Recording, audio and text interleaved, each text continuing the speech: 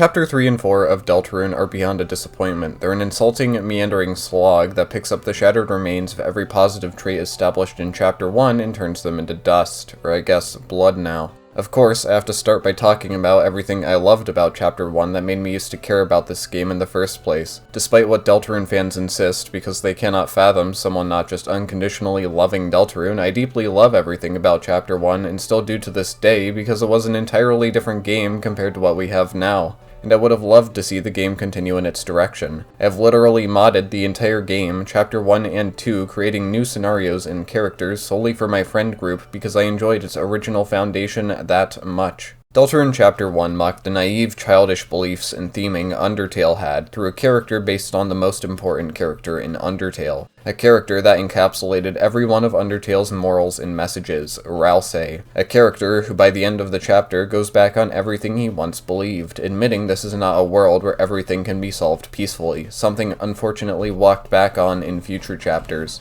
Susie was his counterpart, learning that the opposite of always being on guard isn't healthy either. The king was such a fantastic villain in Chapter 1 because he was right. Everything he did, despite being morally in the wrong, was the right thing to do. The lives and well-beings of all Darkners live in direct opposition to Lightners. They were cast into darkness by Lightners, lived purely to entertain them, and now Light Warriors wish to finally end all of their lives by sealing all of the fountains. Something the king is fighting against happening. His only downfall being that the rest of the Darkners are either too simple or too cool to care. The protagonists are naive to believe there's any sort of compromise or discussion to be had, and he took advantage of that naivety in a way that was funny, shocking, and almost resulted in your death. He was diametrically opposed to you in a way that was engaging, and made you question yourself, your motivations, your actions, and the people around you were siding with. It showed complexity that made Undertale's story and message look like the childish dribble it was in comparison. It left us with the promise of a world and narrative that was unabashedly dark, willing to step outside of its comfort zone and take risks, and matured with us instead of just being more of the same. A world where not every antagonist would be a quirky goofball deep down that really just wants to be your best friend. And Chapter 2 undid all of it, entirely centering itself around the quirky quote-unquote villain that only serves to make you engage in her silly antics instead of being an actual threat, and gets immediately forgiven for all of her violent, downright horrifying actions because she didn't know what she was really doing, Lamal. The characters and their morality regress to become even more shallow than Undertale's, something Chapter 1 spent mocking, parading around the actions the king made in Chapter 1 to have just been him acting grumpy and out of character, even though he was entirely justified and right. Lancer in Chapter 1 was a great character not because he was funny, but because he held massive personal stakes in the plot. He had depth and motivation to his actions, real jokes that played off the protagonists with actual setups and punchlines. He was the son of a tyrannical king and became friends with the enemy. It showed a level of depth and history to Darkners beyond just Azrael. He served the important purpose of lowering Susie's guard and making it so when he betrays her for the sake of his father, it hurts even more. It was a vast improvement over everything seen before, but it's also why he shouldn't have come back in future chapters. He had already served his entire purpose perfectly.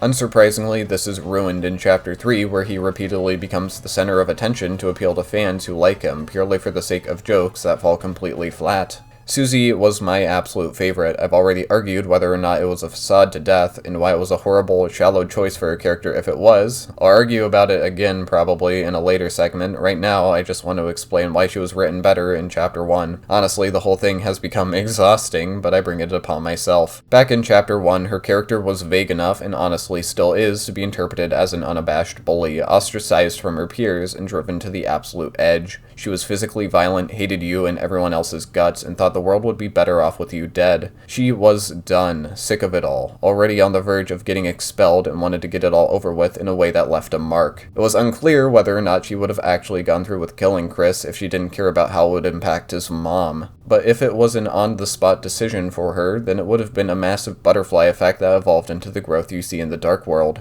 She was a realistic, relatable depiction of a teenager that was allowed to be truly cruel, her motives unknown, possibly stemming from abuse, compounded by the years of antagonism between her and her classmates, as shown in the ARG. An emotionally complex character that was allowed to be truly violent and mean to everyone around her without inherently being a bad person. She was a multifaceted character that evolved on Undertale's simplistic morality, where no one was truly evil, and if they did unquestionably bad things, it was against their will.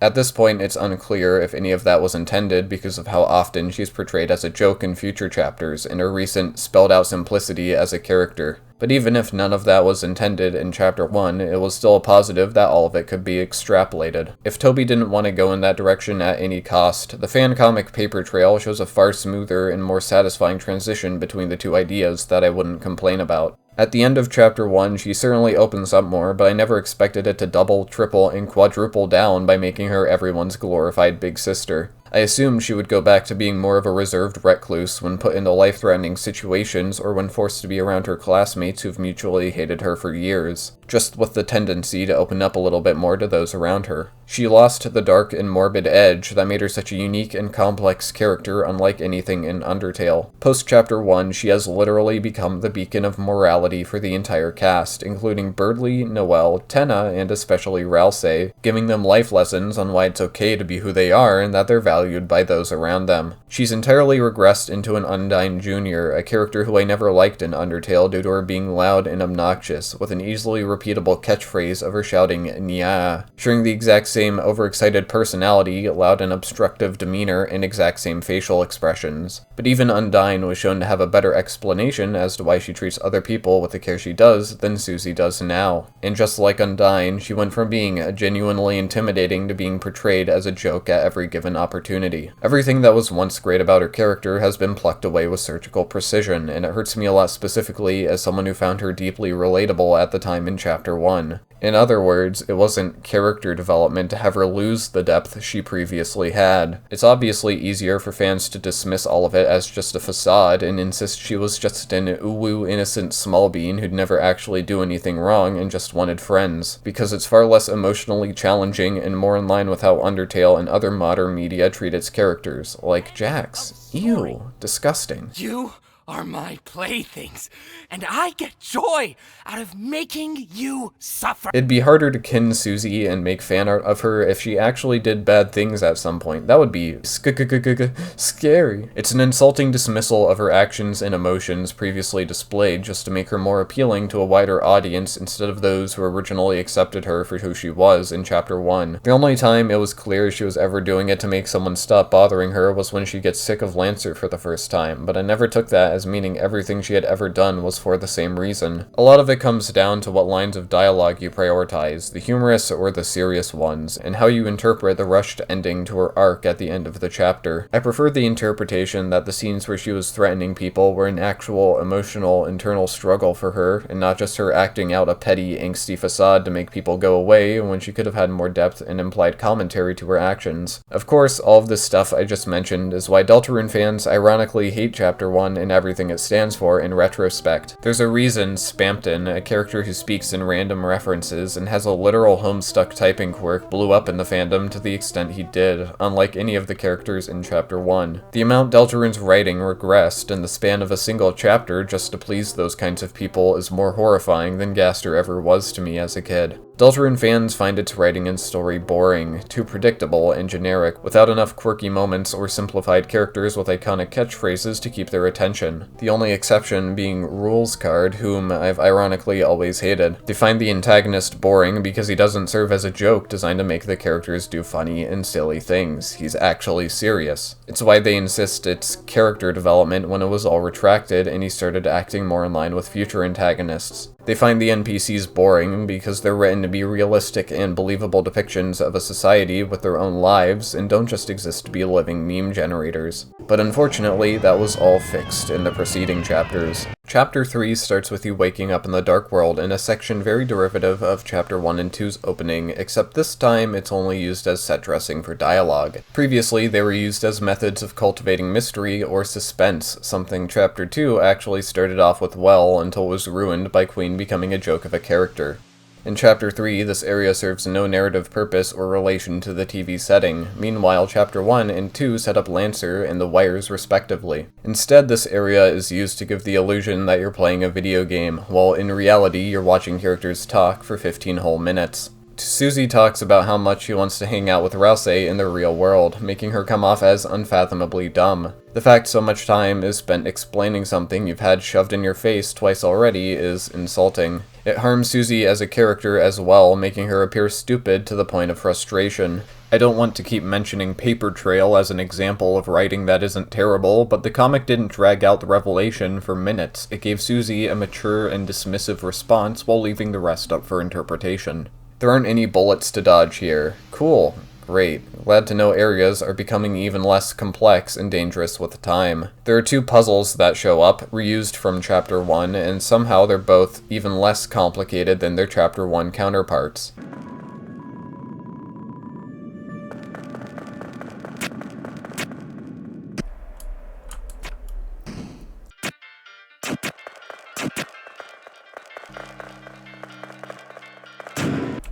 It's this again. Rouxls also starts acting super depressed about not being a real person, how Chris and Susie shouldn't care too much about him, and how they should find real friends if he's never not enough. Something not set up at all in Chapter 1 or 2, and had to be written around with him saying that sometime in between then and now, he selfishly started feeling sad he couldn't hang out with them in the real world. It's shockingly contrived, also that it can be immediately solved at the end of the chapter with a big speech from Susie about how valuable everyone is. His identity crisis that was given an entire cutscene in Chapter 2 is also never brought up again either. Susie insists that Darkners are real, and their feelings are totally real, something we'll ironically be taught isn't true at all. Chapter 3 is entirely a filler chapter, even though Chapter 2 barely developed the narrative either. But that's not always a bad thing. Filler can still serve an important function in developing the world and characters, otherwise it would actually just be a complete and utter waste of time. Chapter 3 is a filler chapter meant to serve one large, important purpose that's set up at the very start with Rouxls. Chapter 3, unlike what Rouxls says, is meant to show that Darkners are more than just objects, but rather people with feelings just like Lightners. Something Susie tells him in response at the start. So it's very awkward how the entire chapter conveys the exact opposite of that. The characters of Chapter 3 are hollow, boring mockeries of characters in a way the previous chapters, even Chapter 2, never stooped down to. For reasons I'll get into, Tenna's only real trait is that he's sad and angry the Dreamer family doesn't watch him anymore. Get it? Because he's a TV. An incredibly boring motive that only serves to prove these characters are one-dimensional screenshot generators for the internet and not genuine, multifaceted people like Lightners are. Chapter 1 did this far better with the King, a man who, instead of fighting for the love and attention of Lightners, actively fought against it, proving that Darkners were a separate race with their own thoughts and wants, not just dumb objects meant to fulfill their purpose to please Lightners. The characters and world of Chapter 3 aren't extensively shown to have any history that would prove its existence before the player enters it, aside from a plot point with Spampton having a deal with Tenna that the game mocks as a concept. Chapter 1 did this far better, establishing its storied history of a suit-themed monarchy overthrown by Lancer's father, the King, fueled by the Knight's will, and Jevel's history with Seam, resulting in him being trapped in a prison after learning the truth of the Dark World. Chapter 3's world mainly consists of a single room that works as a main hub, and outside of it is a bunch of tight corridors and hallways that linearly filter you to the next area, interspersed with puzzles that make no sense contextually. Why is this world's architecture filled with and designed around quiz traps and video game puzzles you need to beat to progress? It's not a believable world in the slightest. Chapter 1 handled this far better. The world was a sprawling, medieval-themed field with puzzles contextualized by the Puzzle Masters, who were literal puzzle piece people. The main enemies and NPCs of Chapter 3 mainly exist to be jokes and not actual people, the most common character being a literal black silhouette that only speaks in saxophone noises. Oh boy, yeah, that's a real person with real feelings just like Lightners and not just an object. Chapter 1 did this far better, with NPCs mostly just existing, living their best lives, and talking about how they go about their days. Enemies would talk about how they're doing it for the guy who pays them, and aren't spared through ridiculous abstract mini-games like shooting hearts at their socks, but instead far more believable methods of convincing them. Lancer, the typical reoccurring joke character, wasn't just put in the chapter for the sake of pointless jokes, but was more than that. He had familial bonds with the main antagonist and a big role in progressing the narrative. So by some laughable course of events, this chapter's sole message ended up being the polar opposite of what it was meant to be. Tenna's the wacky new boss of the chapter that was spoiled months ahead of time by Toby.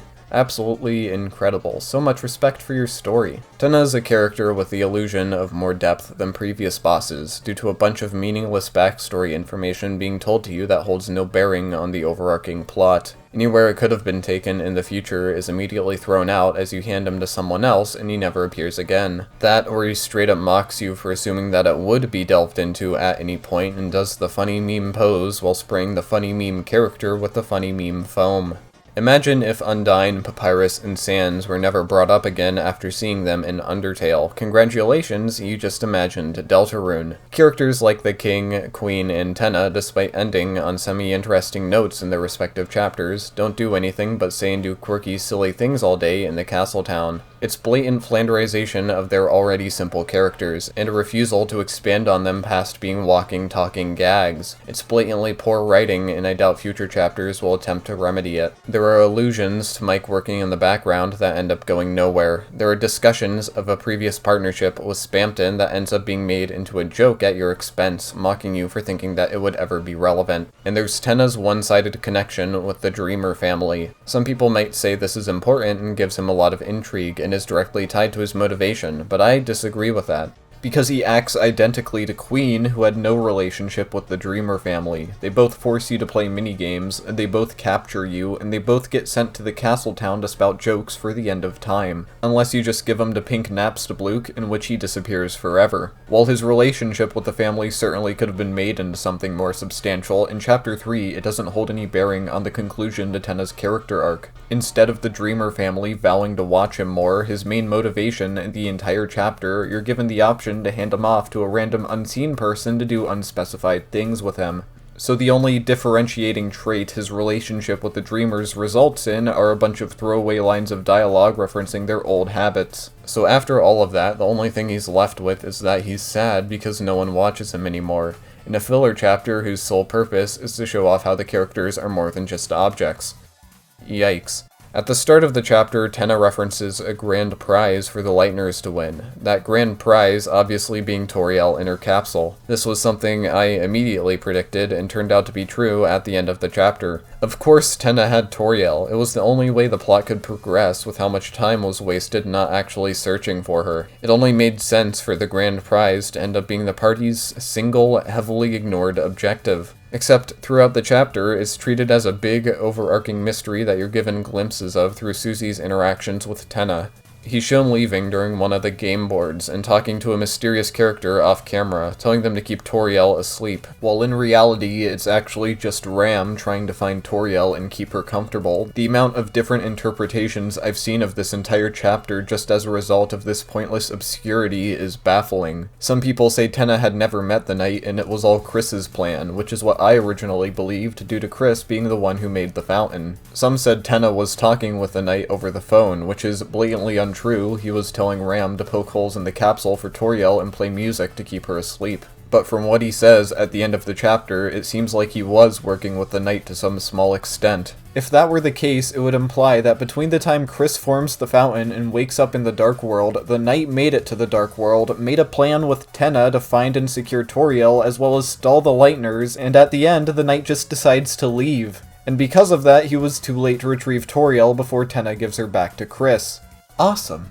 It's not an exaggeration to say Tenna was written to be a copy of Spamton in response to his absurd mainstream popularity. Some people will deny that, stating that Topi had the idea for Deltarune for over a decade now. I refute that by mentioning how Queen's design and personality were undecided and the Shadow Crystals were retconned into the game via a post-launch patch. Tenna shares the exact same typing quirk as Spamton, but with even more quirky and memeable visuals and audio effects. He has the exact same TV-based persona and general speech patterns as Spamton. The only major difference is that, unlike Spamton, Tenna lacks a dark, tragic backstory and motive that's semi-intriguing. He does super silly and easily gifable dances designed to be reposted, and says funny and random things designed to be reposted, because the humor of this game has devolved into fucking brain rot. I find this kind of humor incredibly insulting and infantilizing for multiple reasons. Spamton was primarily funny when he shouted about living in a, quote, goddamn garbage can, and slammed his fist against it just to straighten his tie and convince you to take a deal,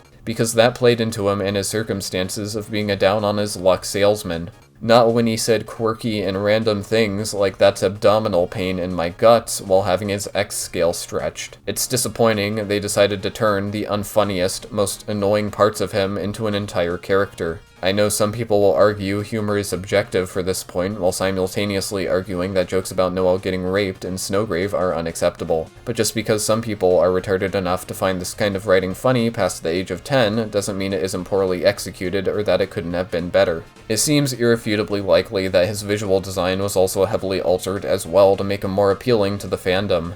The sinister smile seen on the TV at the end of Chapter 2 that was clearly implied to be him was turned into a hidden Easter egg. Instead, his design features a big white nose and mouth that overtakes his entire face, just like Spamton. Tenna's design uses a different art style, and instead of it just being a cute, small little detail, it's used as a crutch for making him memorable and funny. This is a style of quote-unquote comedy Earthbound, Undertale, and even Deltarune until this point never lowered to before because it's lazy. It lacks a clever setup or punchline. It relies entirely on being ridiculous and random, constantly downplaying any and all stakes, just like the Marvel writing everyone despises. I don't know how Queen, a character based on the internet and computers, relies more on old-fashioned banter and doesn't use wacky meme humor as much as an old TV host. Queen mostly relied on insulting and demeaning the protagonists in creative ways. In comparison, almost all of Tenna's hilarious jokes are just him doing an over-exaggerated reaction or the silly dance. Earthbound, this game's inspiration, relied on its funny, but most importantly, clever dialogue. This is not clever. It's the equivalent of peekaboo with a child, shocking them with a strange face meant to get a reaction. The comedy of an Earthbound-like stems from the humor of the mundane, something Chapter 1 of Deltarune nailed. Susie would be dumbfounded by Lancer's naivety. Lancer would try to impress her in childish ways. Susie would defend her behavior in exceedingly roundabout ways, and party members would get embarrassed by messing up acts. It was funny, not because it was inane, but because it had a level of realism and occasional cynicism to it that was relatable, just like its inspiration Earthbound. Basically, it did not turn Rouxls into a marketable plushie or have the main antagonist spontaneously dance for no reason.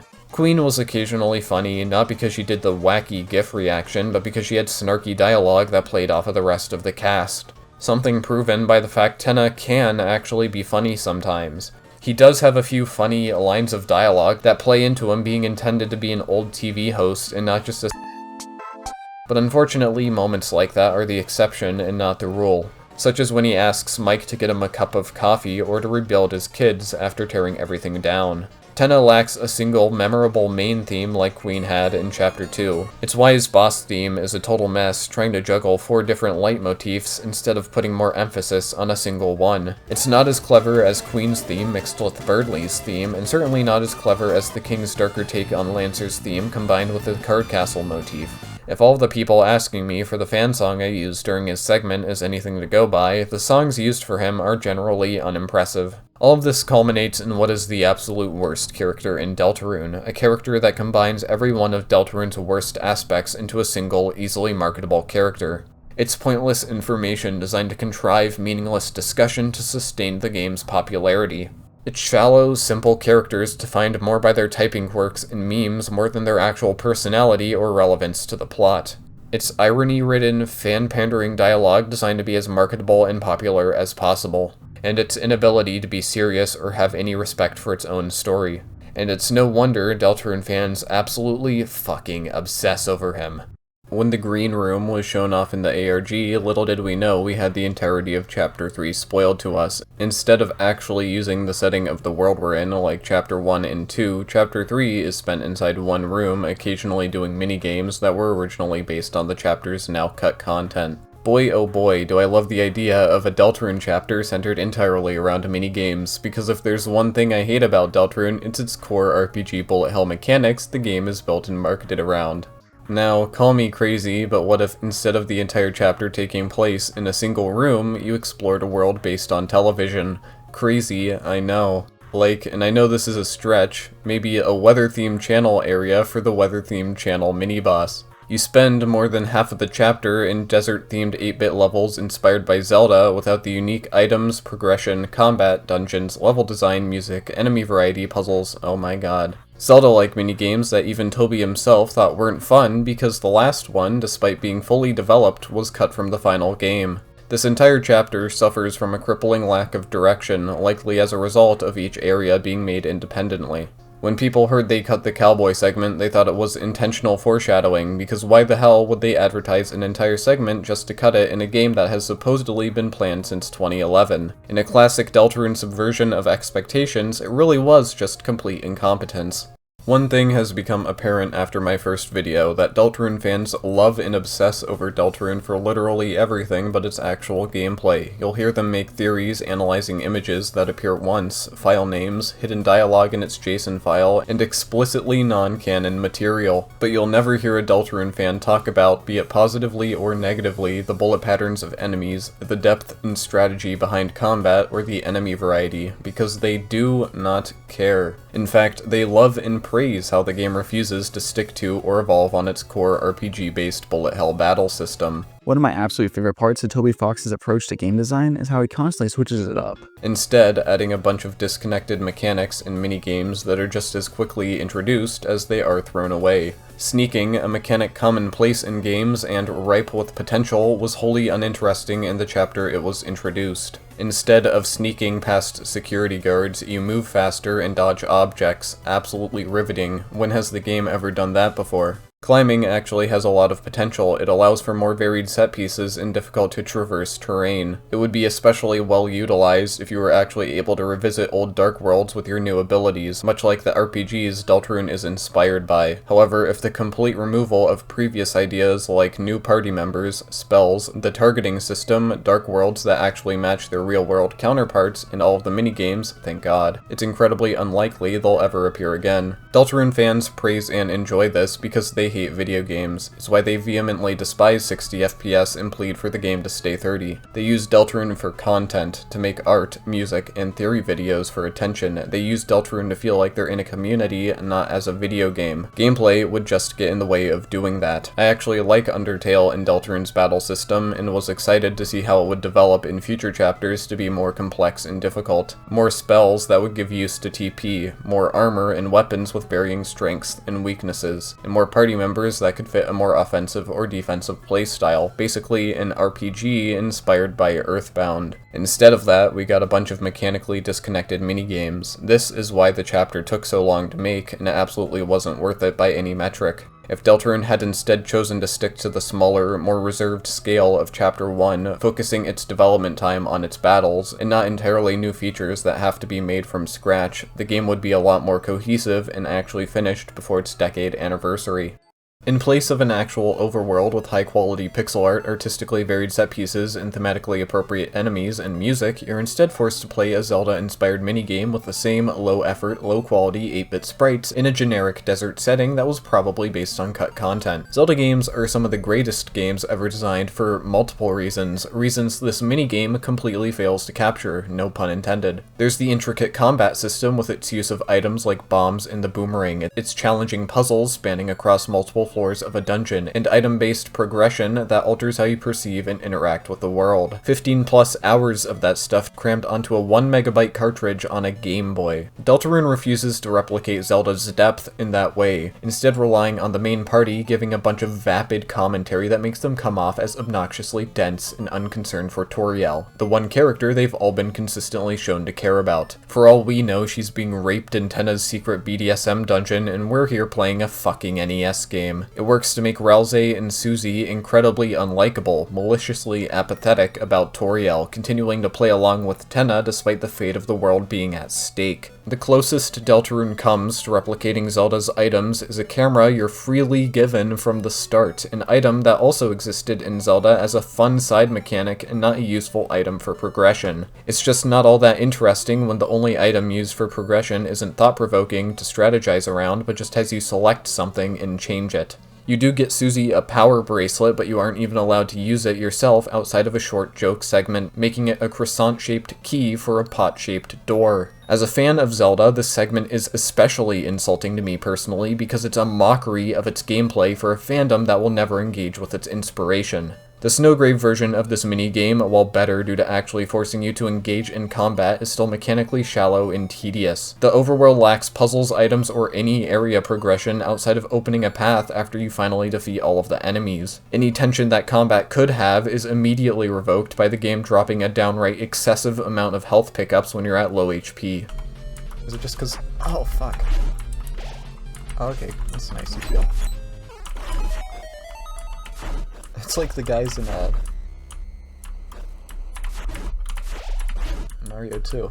Ooh. The creepypasta stuff, such as breaking the game and going out of bounds to find scary stuff and kill everyone, was cliché and played out even when the chapter first released. It isn't executed all that well in comparison to other games like Inscription, but I suppose it could be worse. This entire segment is a blatant reference to the beginning of Link's Awakening, where Link has to find his sword, and as a massive fan of that game, I actually find this incredibly distasteful. The beginning of Link's Awakening had puzzles. It had exploration of terrain with depth, ledges to jump off of, and branching paths to discover. It gave you a shield to push enemies out of the way and make you play more defensively, to make it so when you get your sword, it was far more rewarding. The Zelda section in Deltarune lacks all of that. There were no puzzles, you aren't given any tools like the shield, and the map for each area is a glorified square. Graphically, the game is more similar to the first Zelda game on NES, and the way Chris swings his sword is directly taken from the NES game, not Link's Awakening. I doubt the section is meant to be a reference to the first Zelda game, though, because Toby Fox has specifically mentioned Link's Awakening as an inspiration in the past. The Ice Palace also has music so similar to a song in Link's Awakening that it borders on straight-up theft. The haphazard combination of the two entirely different games makes this segment feel more like it was generated by AI than someone actually invested in the series. There also isn't any music while Chris is unarmed, instead relying on ambient sounds. The overworld music that plays when Link is unarmed is a beautiful track that has stood the test of time, and Deltarune didn't even make an attempt at replicating it. The events of these secret minigames serve no other purpose than to parallel the Snowgrave route. While on the surface it's certainly a cool observation, nothing you see play out in the minigame is indicative of anything new, making it entirely a waste of time. You attack a bunch of creatures, abuse someone in a white robe who casts ice magic, and freeze a blue bird to progress. If it was meant to be a hint towards the route for new players, then I have to question why it was locked behind getting a good rank at the minigames. Some of the choices you have to make in the Snowgrave route are also incredibly convoluted and aren't implied at all by the NES game. Last time I checked, you don't achieve the Snowgrave route in Chapter 3 by discovering an ice key by going out of bounds, entering a hidden dungeon, and hitting Noelle with your sword. There's certainly some other stuff that happens, like entering the bunker for a boss fight against a creature suspiciously similar to the Knight. However, it's too vague to be construed as anything other than the bunker has significance, which was pretty obvious. There's also the implication that you'll use up Chris and move on from him. I'd like it if this implied you'd move on to a more powerful host. That would be pretty awesome, but if I had to guess, it's probably just a reference to how the player will be finished with Chris by the end of Deltarune. The only unmistakable implication during the NES game is when you use Chris to kill Susie and Rouxls to level up. While I enjoyed the detail of Chris flinching, this is absolutely just a pathetic attempt at shock value and not an omen for things to come. It is ridiculous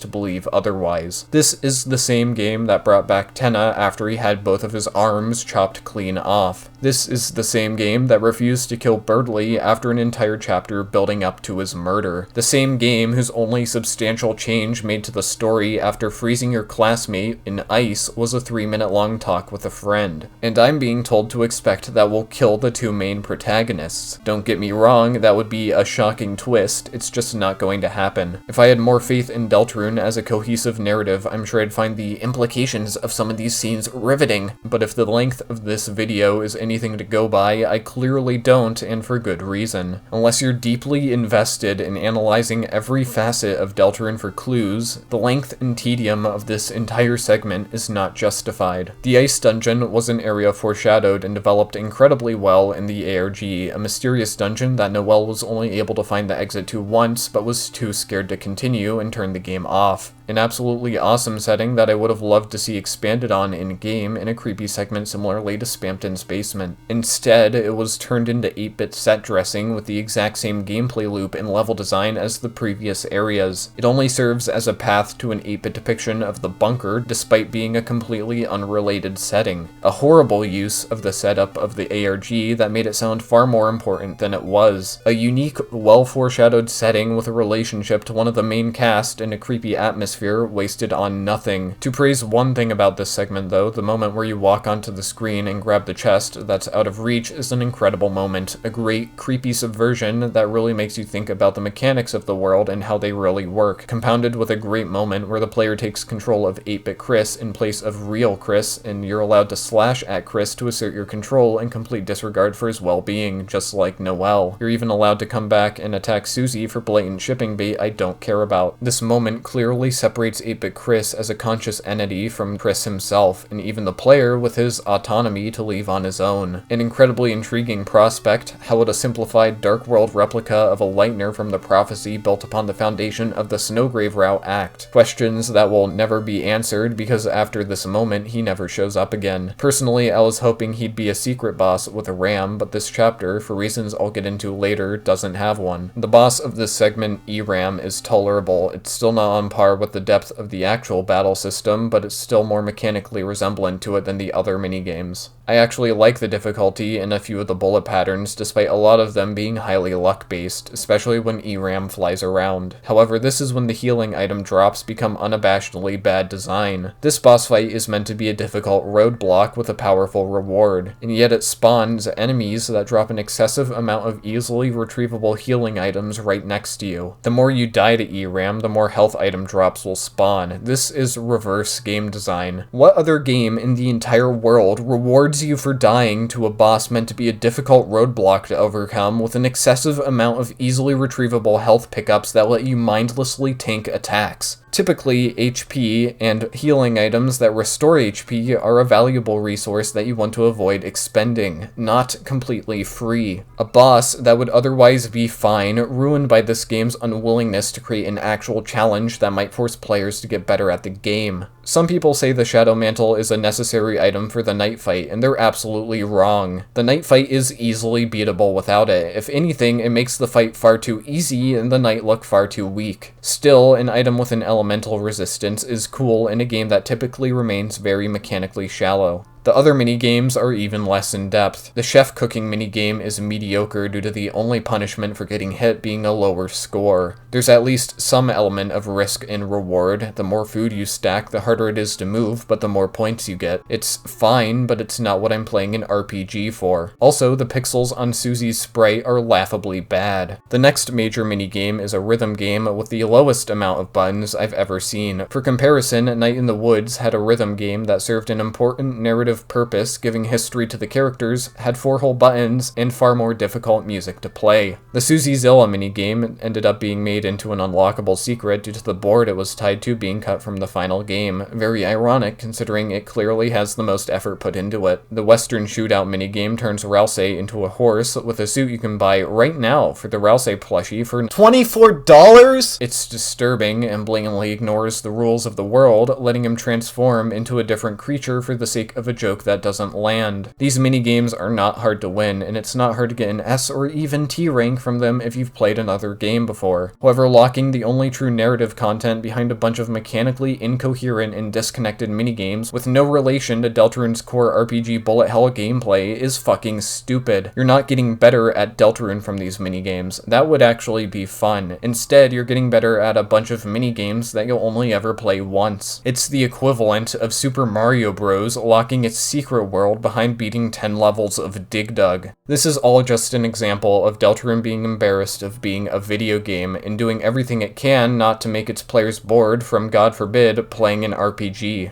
Gee, this minigame compilation sure is boring. My boy, this is what all true Deltarune fans strive for. What? The most shocking part of Chapter 2 was when Noelle joined Chris as a party member. I'm sure if you were to ask everyone at the time, they would have said it was their favorite new mechanic added to the game. It was an extra amount of effort no one expected, that expanded on the battle system with a new party member, and a new spell with a unique mechanic that affected the story. It was not insane to expect future chapters to do the same thing with characters like Toriel, Caddy, and Jackenstein. Characters already shown to be distinct from other classmates by having face sprites drawn for them. In In fact, it would be an incredible example of showing story progress through gameplay. As you progress into the game, you'd amass an entire group of light warriors that would all team up to fight off the looming threat of the Roaring. It would give more of a gameplay impact to the Snowgrave route as well, reducing your party options and forcing you to focus on a smaller cast of stronger party members. If you think this is too much work to implement, RPGs have been doing this since their inception, with a major example being Final Fantasy, but a more apt comparison being Mother 3 and its constantly rotating main cast of party members. This was actually one of the main reasons I liked Berdly as a character. He had an incredible character design and a cocky personality that I would have loved to force interact with the rest of the main cast. I'm not saying I'm mad because the game didn't implement my specific idea. I'm saying all of this to showcase how easy it would have been for the game to naturally develop its RPG-based roots and mechanics, and how, in comparison, the actual final game insists on doing the absolute bare minimum even when compared to previous chapters of the game.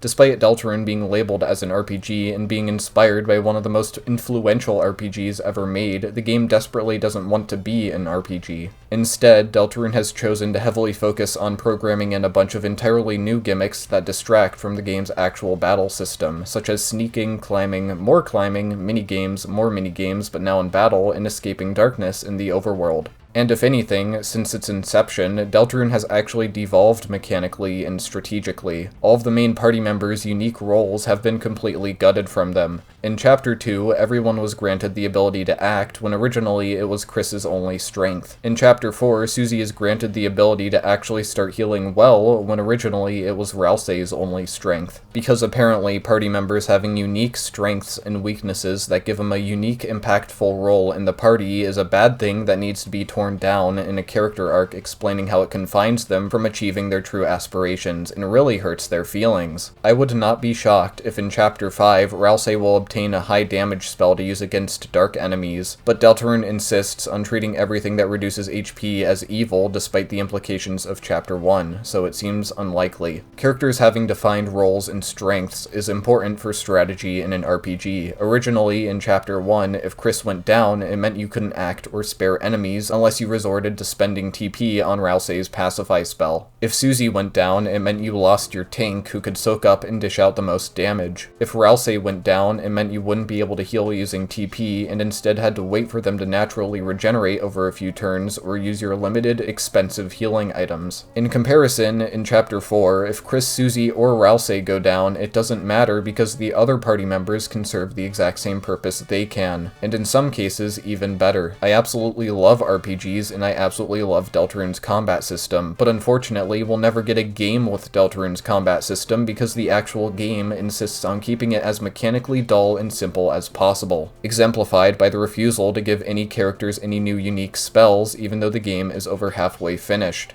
Deltarune insists on expanding horizontally instead of vertically. Instead of developing what's already programmed in, such as party members, spells, bullet patterns, action commands, equipment, and abilities, it instead creates entirely new gimmicks from scratch, such as a glowing soul mechanic, a bunch of minigames, versions of the soul colors from Undertale, and unique minigames for Axe. Stuff that wouldn't be bad on their own if it wasn't done at the expense of the game's core gameplay. It's undoubtedly one of the reasons the game has been in development for over a decade now, because I guess Deltarune fans would find an actual RPG too boring. If Deltarune ditched all of the gimmicks and stuck to making more fights like the Knight, I would have made a How Chapter 2 Perfected Deltarune video instead. Just as some examples, Chris's acting could have been expanded on by having it impact how an enemy fights during combat instead of just increasing a spare meter, such as altering a bullet pattern to be easier, lowering an enemy's guard to make them more susceptible to attacks, or temporarily taking them out of a fight to make it easier for other party members to finish the rest of the enemies off. Rouxls could learn some buffing spells that, at the cost of TP, increase attack or defense, allowing you to either make up for a party member's weaknesses or accentuate their strengths. Susie could get a taunt spell that makes her the target of enemy attacks, letting her soak up the brunt of the damage in place of Chris or Rouxls. All stuff that would have made battles more in-depth and hopefully, as a result, more difficult. In Chapter 2, healing items from Chapter 1 scaled with your level, and in some cases were even better than what you could find in the cyber world. It was a genius inclusion that encouraged you to get better at combat in order to hold on to healing items instead of wasting them in battle. This mechanic is almost entirely removed in Chapter 3 and 4, with some items like the club sandwich sticking to restoring 70 HP. It's a complete removal of the emphasis on resource management that has been a staple of RPGs ever since the tabletop days. Experience points don't exist in Deltarune either. A game like Sticker Star is lambasted for its complete lack of EXP or level ups in its RPG battle system, but Deltarune doing the exact same thing is completely overlooked. In Chapter 2, it seemed like the alternative to EXP was having your maximum HP increase, but by the end of the chapter, your HP resets back to normal, removing the only motive to attacking Darkners in Dark Worlds, that being getting stronger. It seemed slightly implied that the Snowgrave route was about getting stronger at the cost of the people around you for the sake of control. However, very ironically, the Snowgrave route ends up making you weaker because stat boosts aren't carried over into future chapters, and you lose access to the best shops and the respective items in the game, meaning a route all about getting stronger makes you weaker. This is the equivalent of Undertale resetting your level back to 1 after killing Toriel and exiting the ruins, when the main motivator was the higher levels and the stat increases that made the game easier. I'm not saying level of violence, it's stupid. Because of this, instead of Snowgrave being about wanting to get stronger, it's now about the player choosing to be as evil as possible purely for the sake of it, which is absolutely pathetic but still pretty fun. Now what about the acting side of battles? In Undertale, you could argue the mechanical simplicity was done to focus on the enemies and their personalities. Fighting in Undertale was easy but boring in order to filter you towards acting and hence interacting with the enemies, the main focus of the game. Deltarune, while it started out strong in this regard, has entirely failed at it post-Chapter 1. Acting in Deltarune has become the easier, quicker alternative to choosing fight and gives you the good ending to each chapter. This is the exact opposite of how it functioned in Undertale. In Undertale, acting was purposefully obtuse and confusing, because acting was never meant to be a simple game mechanic where you affected a differently colored bar. That was the very system it was avoiding. Acting was meant to develop the monsters as living creatures with their own lives, thoughts, and interests. Deltarune post-Chapter 1 does an awful job developing and portraying its enemies as people. A lot of them can be boiled down to one simple character trait only used to make jokes, such as speaking in saxophone noises, being dirty, being a mouse, or being a virus. Acting is supposed to help with this by forcing you to say and do specific things to please an enemy based on their personality. However, Deltarune now gamifies acting to the point it completely loses that element. No longer do you have to guess what will make a monster happy based on their personality, design, or setting. Unlike Undertale, how each act will affect a monster is directly told to you in no uncertain terms in the menu, turning Darkners into roadblocks with a clearly stated, consistent, and repeatable solution, not characters. The new description for the check command is a brazen example of this, directly stating that it's useless analysis. The check command should not be useless analysis, it should be a method of examining a character for advice on acting, you know, similarly to what Undertale did. Chapter 1 didn't suffer from this. Acts didn't tell you what they'd do, in some cases they weren't effective at all. Enemies had more multifaceted personalities for the most part, such as the diamond guys only being committed to who pays them and easily convinced and bored. The stronger diamond guys being more steadfast in their motivation and requiring you to complement them with other party members instead. Some enemies are also given unique mini-games you have to do when acting with them. An absolutely baffling addition, it completely removes an illusion of convincing them or talking to them, entirely replacing it with a simple game you have to beat to make them happy. So Deltarune's combat, be it pacifist or genocide, is worse than it ever used to be.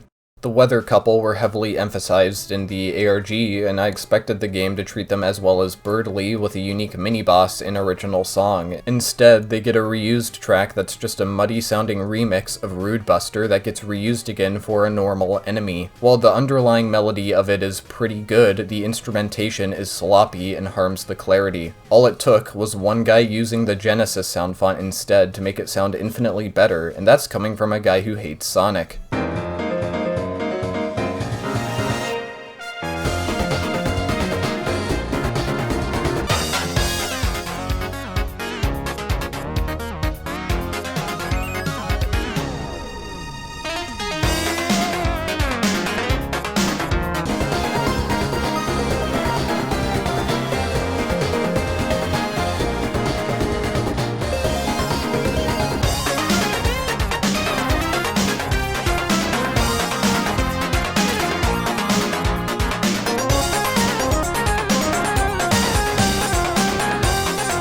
The original version has far worse audio mixing, resulting in each instrument being lost in a cacophony of noise, whereas the Genesis version does a fantastic job making every instrument clearly stand out. It's an issue that permeates throughout the entire soundtrack with only a few exceptions. I like their designs, even if a moon doesn't convey weather at all, a failure on Toby's direction for sure, but I guess he didn't want to police the same guy who made the furry idol of Chapter 2 that sustained its relevancy for 4 years. Chapter 1, 2, and 3 all follow a formula of a reoccurring mini-boss with a unique song. In Chapter 1, it was Lancer and K-Round, in Chapter 2, it was Birdly, and in Chapter 3, it's the Weather Guys. Except Chapter 3 handles this formula the worst out of all of them. They only have a single bullet pattern that gets repeated with incredibly minor alterations, unlike Lancer and Birdly, which each had far more and continued to develop each encounter. They don't have an original overworld theme or battle theme, unlike Lancer and Birdly, who each got 3 unique themes in the OST. Their second fight doesn't develop their attacks at all, but is instead a joke centered around Rouxls returning and completely overshadows the weather couples as characters. And most bafflingly of all, they aren't given a Weather Channel themed area to fight you in, instead being thrown into an 8-bit minigame with no thematical significance. I'm not saying Deltarune had to stick to a formula, in fact I was fine with the way Chapter 4 handled it, but Chapter 3 did stick to it and it executed it far worse than before. It's pure laziness, likely as a result of wanting to resort to the safety of reusing older, already established characters. But I guess Rouxls pulling out a laser pointer was just so ball-bustingly funny to some people they don't give a shit. Chapter 2 allocated a 10-minute segment developing a mechanic of the Dark World where Darkners that do not belong will turn to stone. An abundantly clear excuse for why Darkners from previous chapters wouldn't return in newer Dark Worlds, with enough leeway to maybe allow important character development from characters like the Queen or King. After all, each chapter should focus on their respective new characters and settings instead of relying on previously established characters written for entirely different settings. Lancer is a great example of this. Lancer in Chapter 1 was a great character because he held massive personal stakes in the plot. He was the son of a tyrannical king becoming friends with the enemy. It gave depth to Darkners beyond just Rouxls. His jokes weren't out-of-place random gags for the sake of inserting humor where it didn't belong. They served the purpose of lowering Susie's guard and making when he betrays her for his father sting even more. Now, unsurprisingly, because of this, when he's brought back for 2 chapters with no plot significance except for making a bunch of pointless gags, he sucks. Credit to Chapter 2, it at least kept him away in a menu for those who did care and gave him a clever use by setting you free in the dungeon. In Chapter 3, all he does is dig a hole in a minigame and spin around, a blatant flanderization and bastardization of his character for the sake of appealing to fans who liked him in the previous chapters, even though everything that made him likable in the previous chapters is no longer relevant. Rouxls is the same, a character who served a purpose in Chapter 1's narrative and had already grown incredibly tiresome by Chapter 2. And yet he returns in Chapter 3 and completely overshadows the original characters of the chapter by forcing himself into their relationship, making himself the main focus of a joke battle with a completely new gimmick that serves no purpose outside of being different for the sake of it. A complete waste of development time. I will be abundantly clear once again, because despite my efforts in the first video to be as clear as possible, people still misunderstood it somehow. My issue is not that there's a plot hole, because they are still shown to turn to stone. It's that a mechanic was established as a reason for these characters not to return in order to focus on the newer ones, and it was ignored so that the chapter could rely on safe, pre-established characters to tell jokes, despite having none of the narrative significance that made them work so well in the first place. A blatant attempt at appealing to fans at the cost of the chapter's identity and writing. I really like Ramb. He's the only character in Chapter 3 I like and would love to see return, because he's shown to have complex motives, depth to his actions with how he goes behind Tenna's back in his job, all to support Chris, who he believes wants to have some real fun. An incredibly clever parallel to what he was used for in the Light World, a power strip taken from the library by Chris in Azrael to play video games. It's a genius use of the object he's based on that doesn't entirely overshadow his actual personality like it does for Tenna, who just wants to be watched. Ramb introduces himself as someone Chris used to know, immediately creating intrigue and dissonance between the player and Chris's knowledge. He has a cool design with some sweet facial hair and a unique accent. He plays around the freedom motif in a unique way, giving Chris access to the real game where you decide what to do and have some real fun. which is why it's so confusing to me when people so exasperatingly state that freedom is such a tired theme after Chapter 2 and they're grateful it was changed. He's shown to be suspiciously selfless through his actions, entirely different from Jevil and Spamton in a way that's especially tragic near the end when you see him half turned to stone. And it's creepy when he suddenly disappears. It's all done without being spelled out to the audience, and it's all the better for it. And of course, some people really hate him because all they got from his dialogue was that he was a guy who shouts freedom, freedom, freedom to pander to the fans. Chapter 3 shares the exact same plot structure, beat for beat, as the previous chapters. Enter the dark world in a dark and creepy area, get introduced to the main antagonist of the chapter, eventually get captured by them, and then escape their base of operations. Last time I had people going, contradiction, Chud. You're saying when it doesn't follow a formula, it's bad, but when it does follow a formula, it's also bad. Except in an even more vague and obnoxious way. And it makes me believe they have absolutely no concept of context. It would explain a lot about their behavior, actually. The game repeating the exact same plot progression of entering a dark world, encountering the main bad guy, getting captured, and escaping is poor design because it makes the story predictable and hence boring. The game reusing the formula of having a secret boss each chapter with its own music and bullet patterns is just the gameplay of an RPG. The formula of a secret boss each chapter may be predictable, but expecting each chapter of an RPG to have a boss battle isn't the same as each chapter of a story playing out the exact same way. All of this culminates in, give it up for day 3 of non-stop escape sequences! Except now without the combat encounters like Task Manager, Wire, and Mouse Wheel, because quizzes that constantly interrupt you and crash the game are so much better. Now, fortunately, Chapter 4 finally puts an end to this formula, sort of. You still start in an ominous segment where you're introduced to the semi-reoccurring main antagonist of the chapter, except instead of getting captured, you leave the dark world, re-enter it, and have a fast-paced escape segment in Susie's dark world instead. I don't know why every dark world has to start and end almost the exact same linear way. Maybe the game could start creating actual dungeons like in real RPGs with locked doors, puzzles that span across multiple intertwined floors, and endless enemy encounters that test your endurance. Even Mother 3, which has a relatively simplistic dungeon design, had dozens of branching paths that led to dead ends and required you to think about where you're going while testing your resource management with dangerous enemies. Something Deltarune is afraid of having because it would be too challenging for this game's player base. Deltarune refuses to have level design that might, God forbid, force players to think about where they're going instead of just mindlessly walking forward as wacky stuff happens. In Chapter 1, an aspect of what made me love the game so much was its absurd amount of absolutely breathtaking music that surpassed every song in Undertale, all in a free demo. Undertale relied a lot on repeated leitmotifs in a way that was certainly unique, but undeniably repetitive and lazy. There's no reason The Ruins should be the same song as Spear of Justice. Deltarune entirely fixed this in Chapter 1. Not only did it have more instrumental and compositional variety, there was a large array of new leitmotifs for each track. And when songs did share a leitmotif, it served a poignant meaning, such as the king sharing a dark and serious version of Lancer's theme mixed with his Card Castle theme. The songs were auditorily clear and didn't go overboard with instruments. They kept a strong focus on the core melody while still managing to go unfathomably hard. In that way, it's very similar to HAL Laboratories and how they used to handle the music in the Kirby games. Games I'm sure most people agree have incredible music.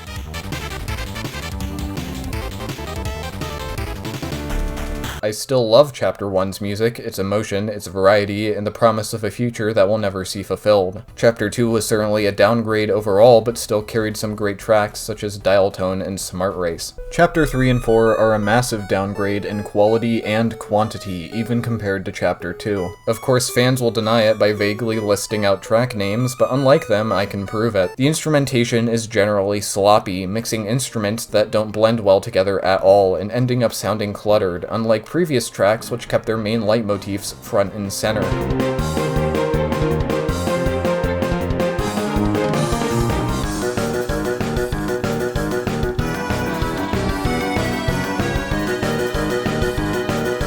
A lot of tracks are derivative of their inspirations in ways that feel insulting, like the Backroom theme or the Zelda theme.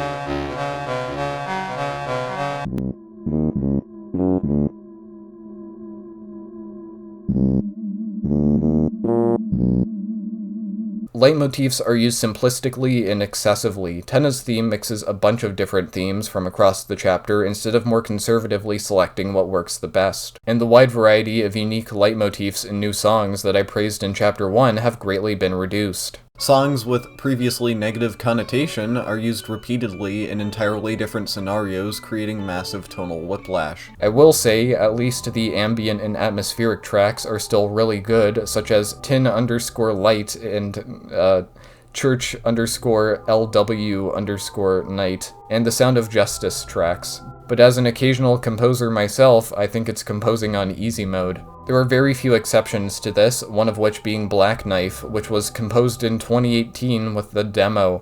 Something that sadly makes me believe Toby Fox's compositional talent has either regressed since then, or he's just gotten lazy due to fans treating everything he makes as literal perfection no matter what. Or maybe it's just the result of him working on anything but Deltarune at this point, such as Pokemon and Little Town Hero. Sad to be sure, because Black Knife is incredible and on par with everything I've come to expect. Chapter 4 gets a unique battle theme, and while it fits the general tone and setting, it doesn't fit the tone of battle. I think one of the escape segments uses it, and the more positive tone and gradual build-up is far more fitting there. Rude Buster was a masterpiece that stood the test of time, and was designed to be a good, general battle theme for every scenario. No one was begging for it to be replaced, and I've heard it might be permanent from now on, and I cannot fathom why. Aside from Black Knife, I've been shocked by how little these tracks have stuck with me, even compared to Chapter 2. The Titan Spawn theme, which should have been a slam dunk for me, has instruments and audio mixing that blend it into mush.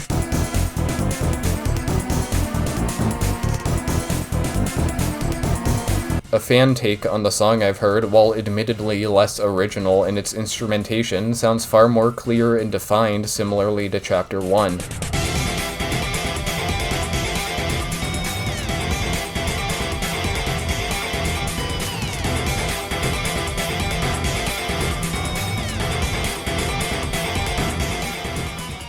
The leitmotif sounds great, it just wasn't used well in-game. The Titan theme, a song that by all means should have been a compositionally unique song that blows your fucking socks off, ended up being one, if not the most boring, generic songs in the entire soundtrack. The progression is incredibly predictable for an unpredictable moment, with incredibly cliché orchestral-sounding strings that lack the punch Toby Fox's music typically has. It's just so goddamn plain, and I don't know what else to do besides play it. You could put it in an RPG Maker game and no one would bat an eye.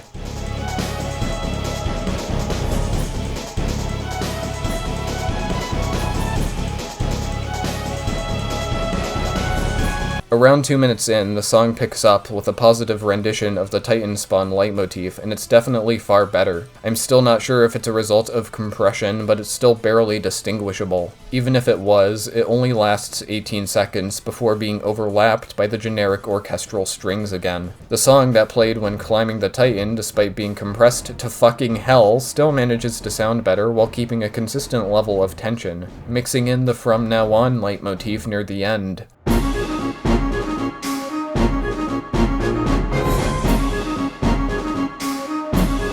So despite Deltarune being over 2 times the price of Undertale, the amount of great, unique songs each chapter has keeps shrinking. I'd like to separate all of the songs and count them all while removing repeated and ambient tracks to prove it, but I'm on a deadline. When Birdley told his sappy backstory in Chapter 2 with sad music playing in the background, I assumed it was a parody of the cliché in character for his egocentric personality, not a serious attempt at being genuinely emotional and phenomenally written, exemplified by the main cast's sort of dismissal reaction to the entirety of it. Despite that, the way it was intertwined with Noelle and the stylized animated visuals still managed to make it acceptable for a humorous side character. Susie's backstory is revealed this way, with absolutely no irony, taken 100% seriously by her and everyone around her, all presented the exact same way Birdley's was. Except it's actually even worse, because Susie's backstory lacks the animated visuals that serve to actually immerse the player in what was being told. Having a character spontaneously face away from the camera and spout their backstory and motives to you isn't good storytelling. It's never good storytelling. In fact, it's the opposite of good storytelling. It's a faux pas in storytelling. If Heartbound did this, you just know it would be mocked to hell and back.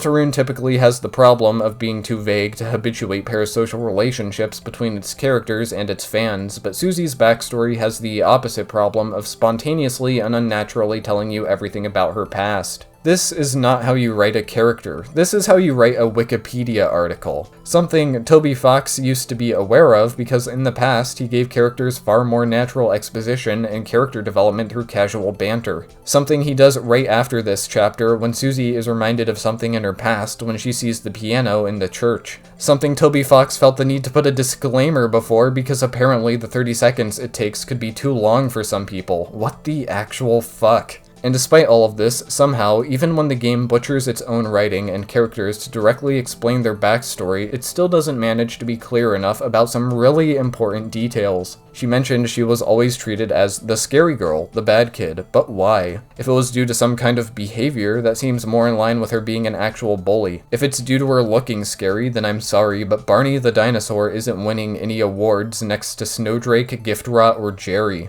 The point of other kids pretending to be her friends is a great addition that fits with what she says to Lancer in Chapter 1 in a way that makes the scene retroactively more impactful, strengthening an already great scene by making it a narrative parallel to something she experienced in the past, justifying her anger and betrayal even more. Though it's merely a good addition to her character, it's a good result of her pre-existing behavior that made her double down and shouldn't be the cause of what made her who she is in Chapter 1. The point of her family always moving is an incredibly weak justification for her behavior seen in Chapter 1, even if you believe it was merely a facade. If it's still possible she might still have to move, then why is she so quickly able to throw her apprehension to the side and start becoming great friends with everyone beyond just Chris? It's not clear if she has finally made permanent residence in Chris's hometown, and if she has, it makes no sense why she still kept trying to push everyone away for so long. These ideas do not strongly correlate with one another. One is about kids probably staying away from her for somehow being too scary. The other is about kids being cruel and playing tricks on her, and the third is about her moving away from other kids and being unable to keep her full friendships she apparently did have despite the previous problems.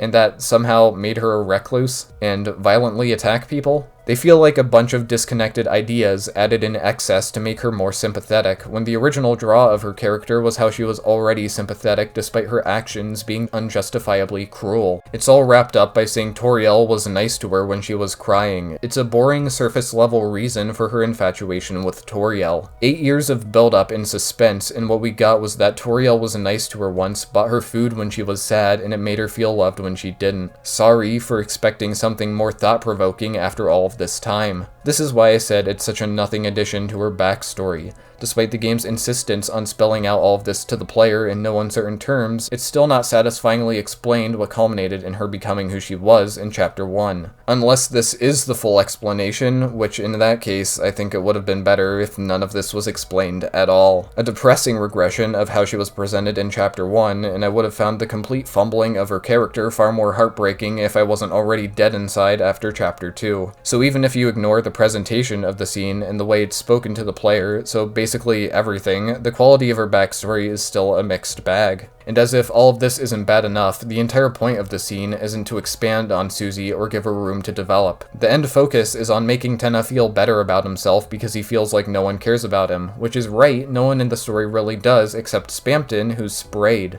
Those parts of her backstory I just mentioned were all given a single text box each, by the way. I glanced over it in my previous videos, but a lot of my interpretation of Susie is likely a result of the quality of Susie's new face sprites, making every scene she's in feel like a joke at her expense, mocking her. Replace the face sprites with her older ones, and you can see just how wildly the tone of the scenes change as a result. Never underestimate how much an expression can change how a character is interpreted. Tenna's boss fight is a mechanical dumpster fire. It starts out very well with a gimmick on par with Queen's Shield where he splits the screen in half and makes you calculate where bullets are supposed to be going, as well as being contextually appropriate with him being a TV. Of course he'd change the display. A great twist on the combat system that keeps the core gameplay intact while shaking things up a bit. But unfortunately, it's only done a couple times before it's completely replaced with repeats of the minigames you've already played, because God forbid we stick to Deltarune's RPG bullet hell gameplay. Some people like this gimmick because it's similar to WarioWare, an actually good game. While I agree WarioWare is fun, the execution of this boss fight is objectively worse in quantifiable ways compared to WarioWare. WarioWare runs better, a smooth 60 FPS that gives the player and the game quicker reaction time, a very important feature for such a fast-paced game. Deltarune runs at 30 FPS with a lot of input lag. WarioWare has short title cards that pause the game and tell you what minigame you're going to play next, a necessity with how quickly they start and end. Deltarune did not implement title cards for each minigame, instead immediately putting you in each minigame with an amount of reaction time on par with Soroba's lasers. Actually, occasionally it does have titles, but not title cards, except they don't pause the game, they actually cover it while it's still playing. Also, I want to play Deltarune, not WarioWare. If I wanted to play shittier WarioWare, I'd go boot up an emulator, crush the resolution to 4:3, and change my monitor's refresh rate to 30 FPS, and only play 5 of the minigames. Though, credit where it's due, the presentation of the gun one is admittedly quite funny. You have an act command to turn Rouxls into a marketable plush, now available for over $30. Remember when people mocked Toby for selling merch of a demo? Good times. I'm driving a Mercedes-Benz. This establishes the rule that Darkeners can spontaneously transform into anything they want, at any time, even objects unrelated to what they are in the real world. And yet, strangely, during the night fight, a battle that takes place only a few minutes later and a couple steps away, Rouxls loses the ability to do this. How queer! Toby Fox is putting blatant, intrusive advertising into his game to sell merchandise, drenched in irony and references to an outdated meme to defend it from criticism, even though it completely breaks the rules of how the Dark World is supposed to function. This happens multiple times during the chapter, and it's some of the most disgusting and downright appalling behavior I've ever seen, and I find it shocking how quickly Deltarune fans dismiss it. It's the equivalent of Sans pulling out a gun and blowing Papyrus's head clean off while calling him a dumb and having it be immediately undone a second later for cheap laughs, except at least that wouldn't be advertising a product. Right after the fight, the Knight kills Tenna, which would have been a great moment and a showcase of the Knight's immeasurable power if it wasn't undone in Chapter 4, making the Knight look pathetic in retrospect. I don't know why the game is so hellbent on retroactively ruining every impactful moment in previous chapters. Tenna's death was shocking and dark, giving the protagonists real motivation to stop the Knight, but it immediately gets undone off-screen as long as you spare everyone. Using Snowgrave on Birdly was shocking in Chapter 2, but the impact is immediately dampened because he's still alive and recovering by Chapter 4 and only gets mentioned once by Noelle. It reduces the stakes of the narrative, the motivation for the main cast to be proactive, and puts every moment that may happen in the future under intense scrutiny. Asgore could be impaled by the Knight in Chapter 5, and I wouldn't be sad, I'd be wondering whether or not the game would actually go through with it. In Chapter 2, there was a precedent set that there would be a more standard final boss to end each area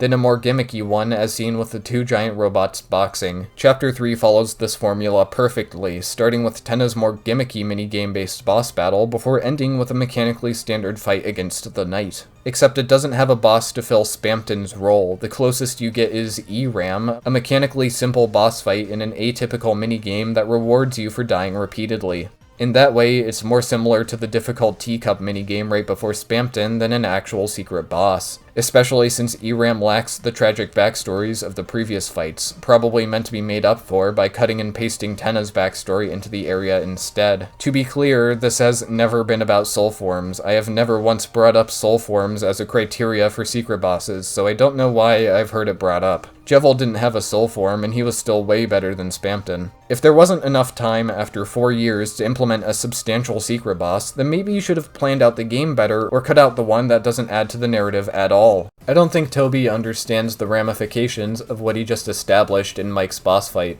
That a character foreshadowed and gradually built up to across multiple chapters will end up being a joke at the player's expense. Do you know how many characters fall into that category? Characters that were foreshadowed, possibly even less than Mike, for multiple chapters? There's Azrael, Papyrus, W.D. Gaster, and even Des. Is Des going to end up being a joke as well?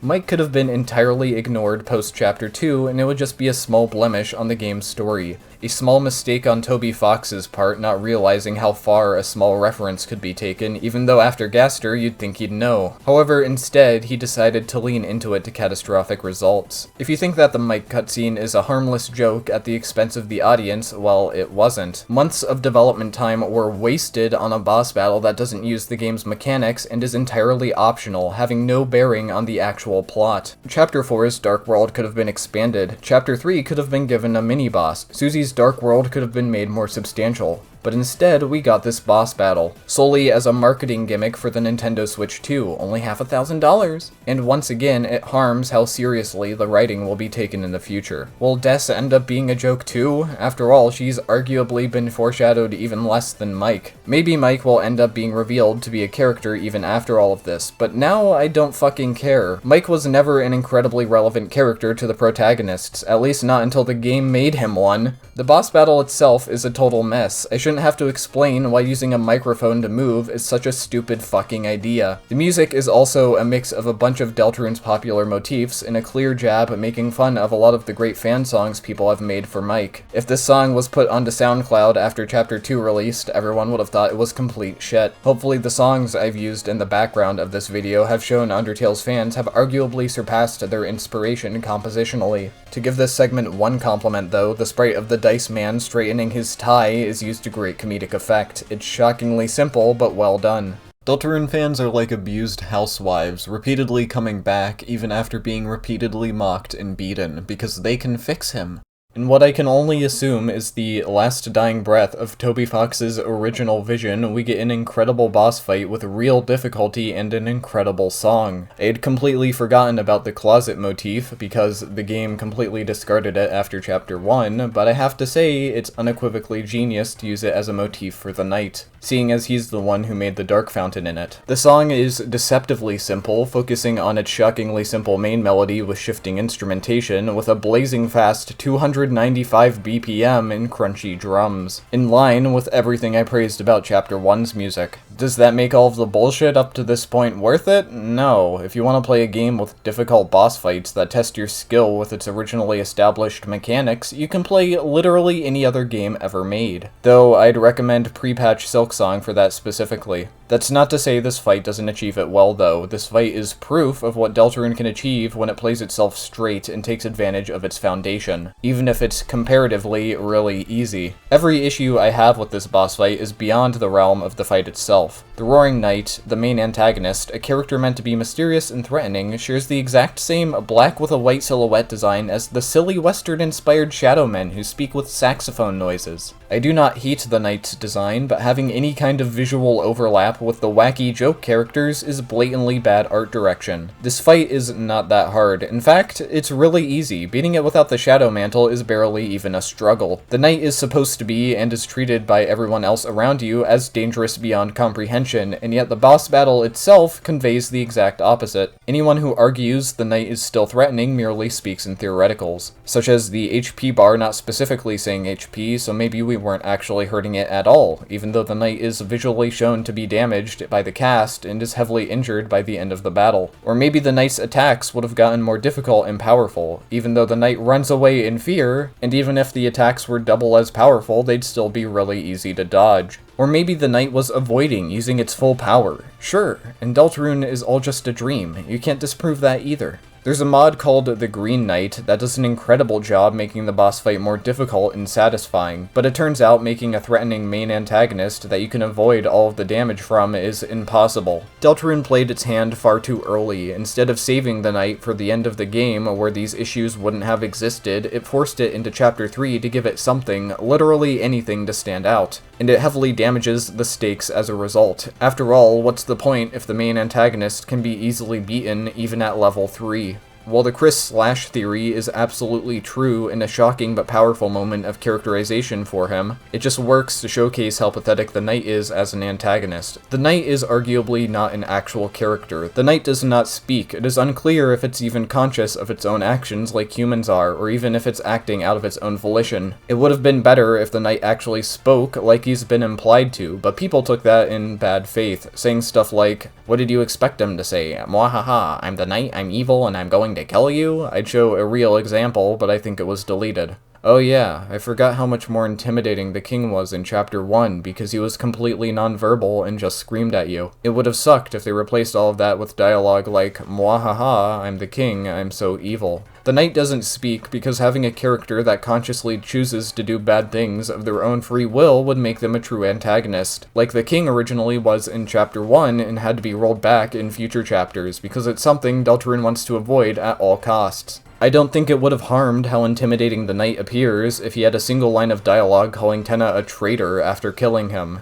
In fact, it probably would have helped the narrative be far more clear. The knight's attacks are built around having higher movement speed for your soul, something achieved through acting. I'm all for giving acts more utility in combat, but this completely goes against pre-established mechanics. Act buffs typically only ever last one turn, and if they aren't, they're at least given a graphical effect to show they're still active. It isn't an interesting challenge to fight the knight at a movement speed it wasn't designed around, it's just annoying. Your movement speed should have been set higher from the start via contextualizing it with a text box saying your heart began to race, or had it spelled out after the act that speed permanently increased. If the soul speed has to be higher to make boss battles and bullet patterns this incredible, then I think it should just be done for every battle from now on. The Rude Buster is also highly recommended for this battle with its 5 times damage increase, but the game never incentivized using it before this point. Battles are all too short and easy, enemy health bars are way too small to even need the higher damage for the TP cost, and even if it did, the game insists you stick to the pacifist route and never attack anyone, making its utility come out of nowhere for this fight. If only the game had bothered using its battle system more, then perhaps this wouldn't have been an issue. Your party members get swooned instead of downed. While this is an incredible change that greatly increases the difficulty of the fight, it has some major caveats. It doesn't have any unique sprites for your allies being completely unconscious that would have given it far more oomph. Nor does it have a unique sound or visual effect to give it a stronger sense of impact compared to being knocked out normally. Still though, these are small blemishes that only affect your first playthrough, and the fight is so fun that I don't mind replaying it with this information in mind. It's the only fight in the new chapters I've gone back to play again because it's just that fun. It's incredible what this game can achieve when it chooses to actually utilize its core RPG bullet hell gameplay in a difficult way.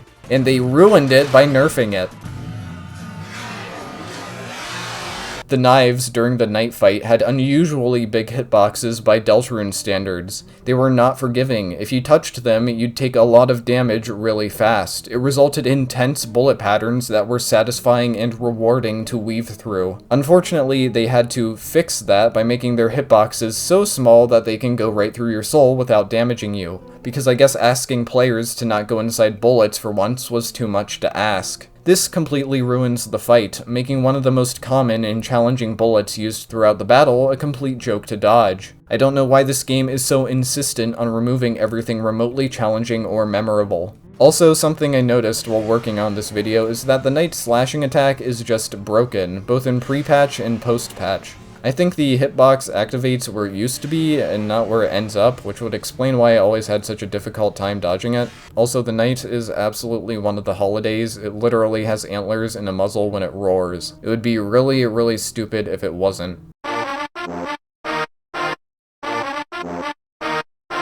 Finally, at the end, the player, after 20 hours of gameplay, is given a main objective for the party to work towards, that being finding 3 passcodes to get into the bunker. Though it would have been more in character if we just chose to dig under. This marks a big, poorly thought out shift in the narrative because I guess Toby realized the party hasn't been doing anything productive for 3 chapters now. The only thing that gave the bunker any significance in previous chapters was the fact it existed at all, and Chris said something about it to scare his friends. It being made into the main objective of the game feels sudden and sloppy, as if it's wasting all of its best material too early, or at least it would have been its best material if it were given more build-up.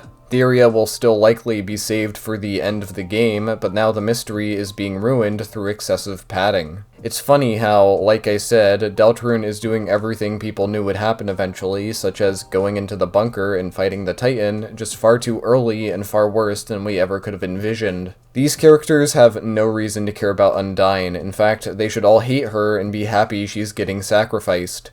Susie should hate her for getting in her way in the past, and Chris should hate her because she took his dad's spot as the chief of police. The player is quite literally the only character in the story that could ever care about her, and maybe if the game was clever, it would have played around that by having you convince the main cast. Except I've grown to really hate Undyne, so that plot point wouldn't have worked either way. The entire game, the main party in Deltarune have been reactive, not proactive. Despite the common sense solution being to find whoever is making the dark fountains and stopping them to prevent the roaring, they have done literally everything but that and are now focusing on an entirely different objective, that being saving Undyne. Also, Chapter 2 introduced the mechanic where anyone can open a dark fountain if they want to, so there really is nothing else they can do about it. Just to make a comparison, Persona 4 spent the first hour of its game establishing the setting, characters, and TV world, and immediately got into the main plot of teenagers trying to fight against and solve a murder mystery. I'm not the biggest fan of the game, I think the gameplay sorta sucks, but I was immediately gripped by just how great the plot and setting were. In Deltarune, it's taken this long just for them to want to do anything at all besides hang out with their friends in the wacky dark world.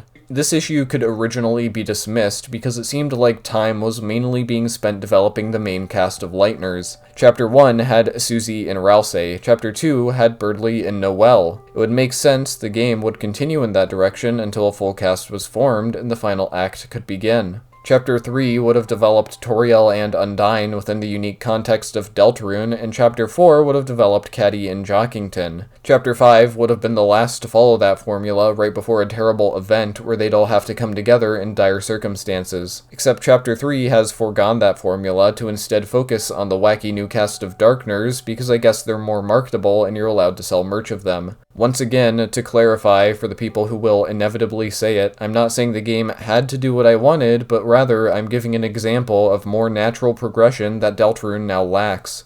And as we'll be seeing, Chapter 4 doesn't make any progress towards the bunker anyway, despite the main character's efforts early in the chapter, just so it can focus, once again, on the wacky new cast of Darkners with their chapter-confined character arcs. There being a cliffhanger ending for a game with the next chapter already released is also hilarious. It made me realize how pointless they all were and how little they actually affected the plot of each chapter. The knife in Chapter 1 was merely used as a predictable but clever joke in Chapter 2. And the staticky TV at the end of Chapter 2 had an air of dread to it that the chapter and its characters entirely lacked. The enemy variety is lacking compared to Chapter 2 and even Chapter 1, with Chapter 3 even having 2 reused enemy designs from Chapter 1, because apparently a TV-themed world didn't offer enough unique ideas and they had to reuse older designs, that being the dice and the rabbit enemies. There are 5 enemies compared to Chapter 1's 8 and Chapter 2's 9, and keep in mind this chapter is the longest yet because of all of the minigames. Chapter 4 is better in this regard, with 8 unique enemies, but it's still very disappointing for an RPG even when compared to Undertale. The Ruins had 6, Snowdin had 9, Waterfall had 5, and Hotland had 9, which might not sound like much, and truthfully it isn't, but Undertale was a 4-hour game, and Deltarune has already surpassed 20 hours. This is the game's main battle system. It should be given the most development time, but as mentioned earlier, Deltarune is entirely disinterested in its battle system now. The boss fights don't make up for it, they're hardly substantial. They're no longer the satisfying capstones of each dark world, they're mechanically disconnected and underwhelming in difficulty. The 2 mini-bosses of Chapter 3 consist of a repurposed normal enemy and the weather couple, which as mentioned before, repeat a single attack pattern with only a few small alterations. Tenna's boss fight almost entirely reuses the minigames you've already played instead of being a normal boss battle. The Ramb fight was a short minigame, and the roaring Knight fight was actually good, so unfortunately I get to end on a positive note for Chapter 3. In Chapter 4, there are also 2 mini-bosses. The pumpkin was entirely a gimmick, albeit an alright one weighed down by its horrible writing. The Gerson fight was just Undyne the Undying again, but far worse, as well as the easiest secret boss fight this far. The Sound of Justice battle was actually pretty cool presentation-wise, but was way too short and simple. It didn't develop enough in the span of its boss battle, despite easily having the most potential potential. Finally, the Titan fight was an overly simple, disappointing climax with a gimmick that made it far too easy. It was shockingly forgettable. I like Deltarune's core combat system, so it sucks the enemy encounters that actually use it are few and far between, and mostly weighed down by gimmicks like acting minigames that distract from it. They're unironically used the exact same way as Paper Mario's Sticker Star. They're used as punishment for failing an overworld challenge and not as the main appeal of an RPG. Deltarune's combat was the reason I was still willing to play the game after Chapter 2's jarring shift in direction, but unfortunately it couldn't even keep that fun.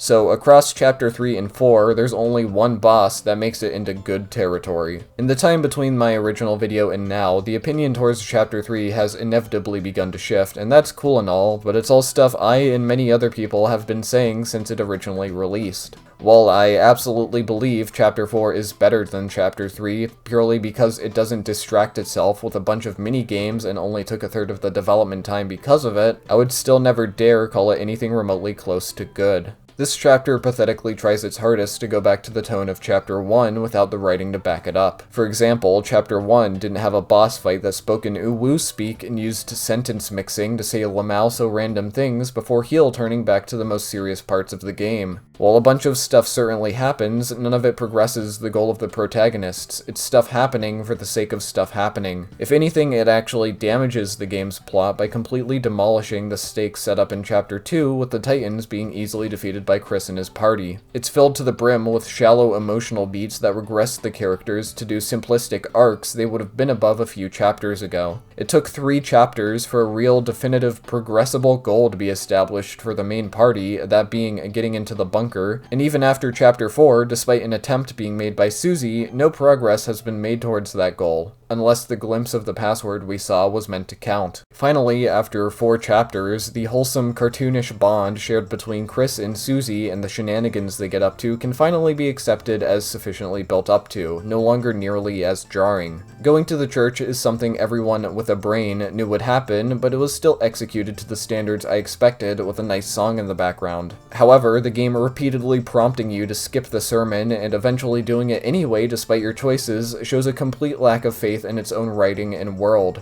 Disappointing, as I was actually invested. It skips over the walk to church as well, similarly to Chapter 2 skipping the ride to school. I assume it was either done because it would require too much effort to develop, God forbid, or because the game is embarrassed by the thought of forcing its players to actually engage and immerse themselves in the world it takes place in. You're able to drink Alfie's favorite fruit juice in front of her, which has some of the greatest comedic timing in the entirety of Deltarune. I full-heartedly love everything about it, it's so goddamn good. It sucks this style of real humor that Toby has been shown to be entirely competent in is thrown out for more meme-centric humor at every given opportunity. The complete degradation of the Dark World, both tonally and mechanically as a world, has resulted in the overworld being the only interesting place left, so I can't complain that we're spending longer than 5 minutes in it for once.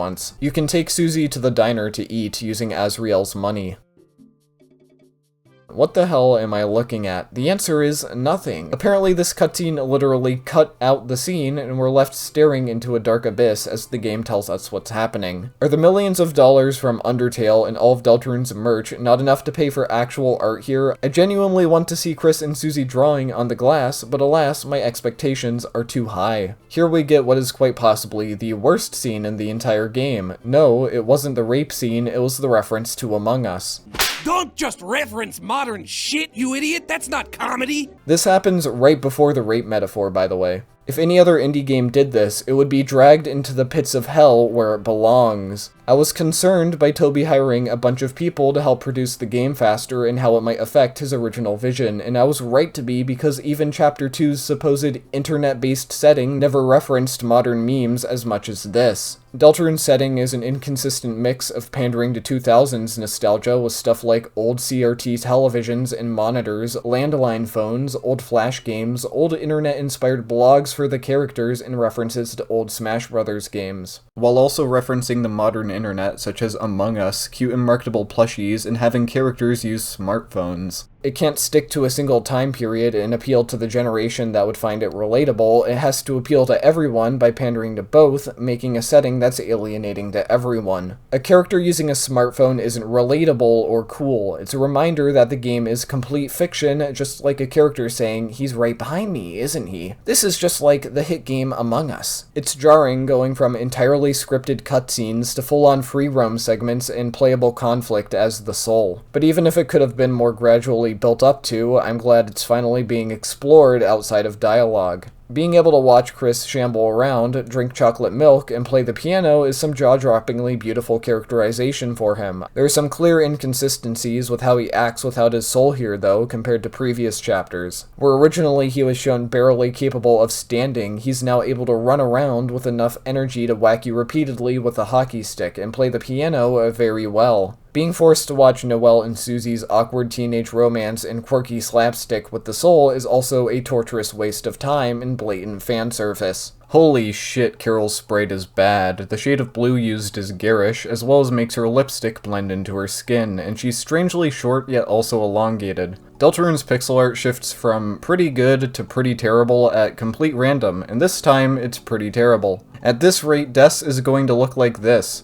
The face sprites look entirely fine, in fact, some even look great, so I doubt she's intentionally drawn to look ugly. They contrast completely with how cartoonishly angry she looks in the overworld. It makes me wonder why so many people want to bang her and not the water with boobs and an hourglass figure. Seriously, what the fuck was that about? I guess Task Manager did such a good job keeping the game relevant in the furry sphere that Toby had the artist do it again. The music in the background is incredibly overpowering. It's clear the game has no faith in the player to recognize the tone of the scene through the dialogue and characters themselves. Talk about subtle storytelling. In most cases, music is important in establishing tone, but in a scene like this, where the worst thing that happens is a mom yelling at her daughter for inviting people over without her permission and using Des's guitar, if it had stuck to pure silence, aside from maybe the whirring of a fan in the background, it would come off as far less cartoonish. Asgore is treated as a joke who eats big trays of crackers and almost sits on people in a repeatedly prevalent and blatant disregard for everyone around him. In other words, the exact opposite of what made him such a thought-provoking character in Undertale. In Snowgrave, he's actually played straight, being shown to be a supporting father to Chris, getting him some hot chocolate to boost his spirit after what happens with Noelle. It's inconsistent character writing. Why is he only so astute to how those around him feel during the Snowgrave route, but not the regular route? Though, maybe I should just be grateful he's given an opportunity to be a good character at all like he was in Undertale. Speaking of Snowgrave,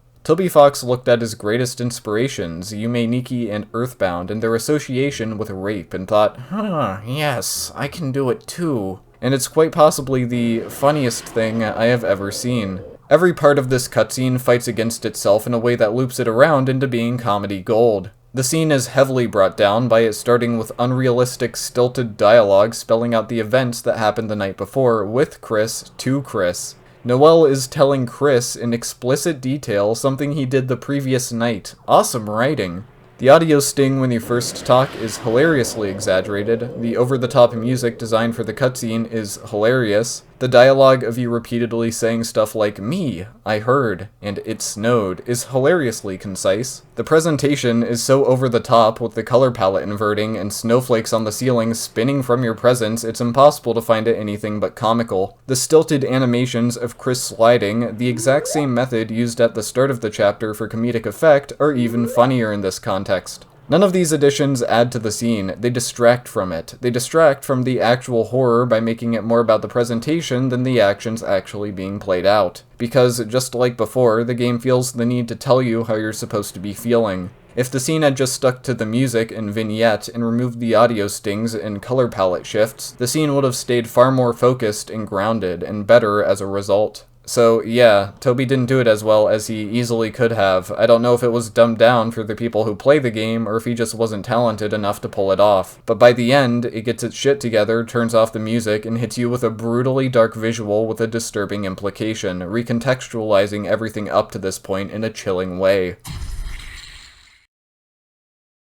I believe games should challenge their players. They're an interactive medium, and if they aren't using it to invest the player, then they're a failure and might as well be television. Make them overcome a difficult boss, make them figure out a challenging puzzle, but most relevantly, make them go face to face with a difficult, challenging subject in an unabashed way, only made stronger by you being the one in control. This kind of pushback is the only thing separating video games from reading a book. This and the Knight fight are the closest the game has ever gotten to that, and of course, both were immediately undone. I'm not saying everything in a game has to be an agonizingly difficult struggle, but it should provide at least some level of resistance, because the fun of a video game is the achievement of overcoming something. The execution in the beginning is subpar, but I respect the ambition and clear vision it took to put in the game. It tried to be something raw and unquestionable for once. It tried to tackle a subject with grit, just like Chapter 1 did, and I respected it despite its flaws. This scene sent the online Deltarune community into an absolute frenzy because it was interpreted as the player using Chris to rape Noelle. I'm going to double down on the exact same thing I said in my first Chapter 3 and 4 video. While I do not believe the rape was literal and merely metaphorical, interpreting the scene as Chris raping Noelle, metaphorically or literally, is absolutely valid and greatly improves the narrative of the game. The Snowgrave route has had prominent sexual undertones ever since the beginning of Chapter 2. You purchase Noelle a commemorative ring. Spamton calls her both your hoochie mama and your side chick, and you demand for her to go on a date with you to the Ferris wheel. You spend the entirety of Chapter 2 stripping her of her own autonomy. When put into that perspective, it was only natural that you'd eventually force the most dehumanizing, invasive form of control on her possible, leaving her with nothing. Chris inserting a copy of the player's soul into Noelle through the Thorn Ring in order for you to control her is an absolutely absurd plot point that comes out of nowhere, and blatantly contradicts everything we understand about human souls and their functionality for the sake of shock value. But when put in the context of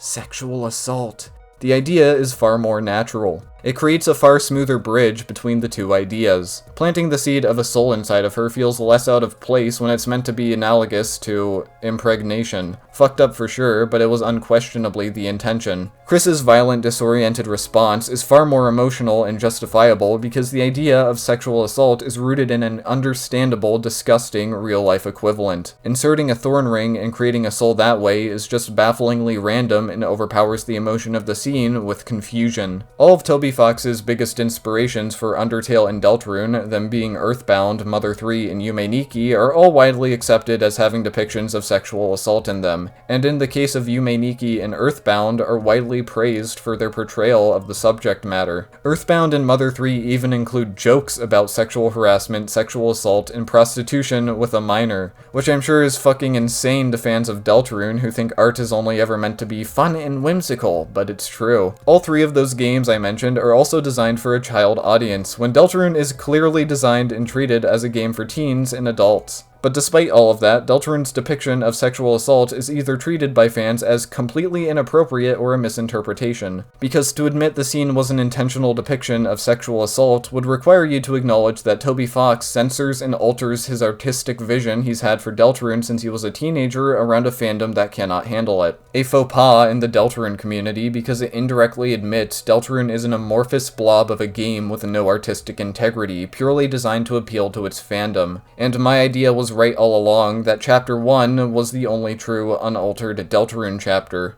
Because of that, another excuse has been come up with and widely adopted by the Deltarune fandom to excuse such a topic being included in its preceding censorship. The idea that the scene's depiction of sexual assault was entirely accidental, and anyone insisting that it was is just a pedophile.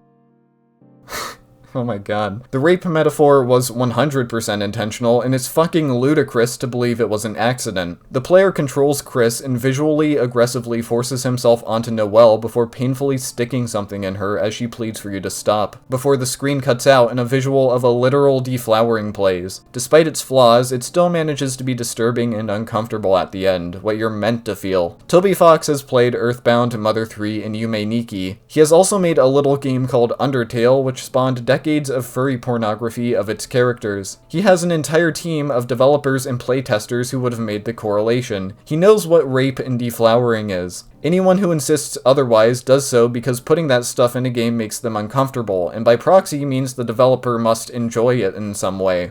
which, holy shit, never play the original Lisa, you'd literally fucking die. It isn't art's job to make you comfortable. It isn't even art's job to make you happy. In fact, I would argue art has to make you uncomfortable for it to be memorable. The games that stuck with me the most as a kid weren't the happiest, friendliest, easiest games I played. They were games like Partners in Time, Majora's Mask, Earthbound, and Super Paper Mario because they all gave me a feeling I couldn't describe. If the shatter effect was such an obviously better, more accurate visual, then why wasn't it included from the start? Why did it have to be made from scratch? Why is it so visually different with entirely separate implications? The flower was subtle and thought-provoking. The shatter is nothing but abrupt shock factor. Oh, I get it now. Another, if not the most common and vague remark I've heard repeated about this plot point is that it doesn't fit Deltarune, ignoring the fact Deltarune is the game that unquestionably put it in the game in the first place. I don't think that sort of stuff has any place in Deltarune. What they're admitting when they say the plot point isn't a good fit for Deltarune is that they don't like it, and because of that, they don't want Deltarune to develop in that direction. They want Deltarune to go in the way they want. Because how can you say what is and isn't a good fit for Deltarune? What is Deltarune's story at this point? How do you know what it is and what it's not meant to be? What they're openly admitting is that they don't want the game's plot to advance in a way they don't like, and that makes them uncomfortable. They want safe, paritable characters that do funny dances. Ironically, they're mad they didn't get what they wanted. They're mad they didn't get something that appeals strictly to the fandom, but instead got Toby Fox's real, uncensored vision for once. Incredibly ironic, considering what they say about me. The way it was originally censored was laughably panicked and haphazardly done. When I posted my Chapter 3 and 4 video, the entire animation had been replaced with a single red pixel. It was the most pathetic thing I had ever seen. At this point, Deltarune is not art. Art is willing to have a message and interpretation. If the active removal of the original scene is anything to go by, Deltarune is afraid of having both of those things. In other words, you can't unrape the dough. Susie saying furry degenerate was also censored to furry freak, which is such a minor change that I'm horrified of the implications. If that one small optional joke line was considered bad enough to retroactively go back and change, what the fuck is going to happen to the entire story? If my opinion on Noelle's scene has come off as very scatterbrained and inconsistent, then I'm sorry. My thoughts and opinions on things are constantly evolving, which really should be expected.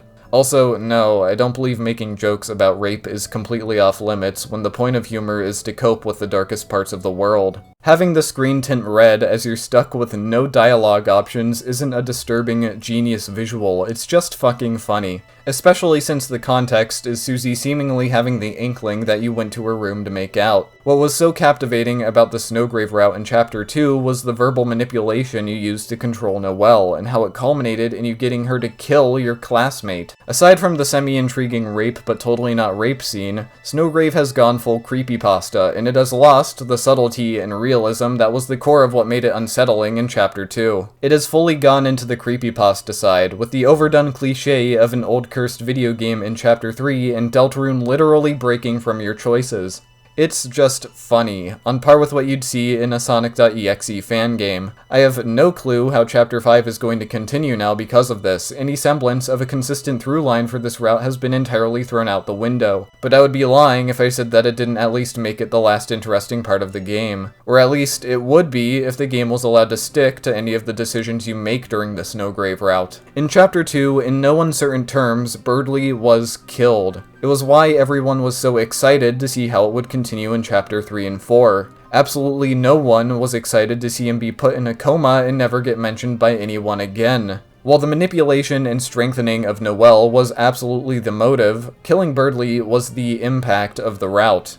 It wasn't, oh no, we scared Noelle, it was, holy shit, we killed our classmate, what the fuck is going to happen? Instead, he's put in a coma and only gets mentioned once by Noelle in passing. The spell you used was literally called Snowgrave, not Snow Coma. It had fatal in the fucking description. It's such a pathetic rolling back of the events in Chapter 2 that I was the most excited to see play out. I wanted Birdly to go missing, awkward situations to occur where you had to excuse yourself or give an alibi. I wanted to see Birdly's family completely distraught from their missing child. I wanted the town police to do more more than just be a reference to Undertale and have them investigate what happened to Berdly and get in your way at every given turn. Basically, real events that would change up the story, force characters to react in different ways, and a complete tonal shift into the morbid and downright frightening. A natural progression of the actions you chose in Chapter 2. Instead, it purely focuses on Noelle and her reaction to all of it. Not the person she killed, not the family who was affected, but Noelle and her feelings. Then it doubles down by deciding to center it about how you assault her. Snowgrave was the last maturely conveyed and thought-provoking part of Deltarune that somewhat followed through on what Chapter 1 established, and it has been made into a mockery of itself in the vein of what you'd find in a fan game.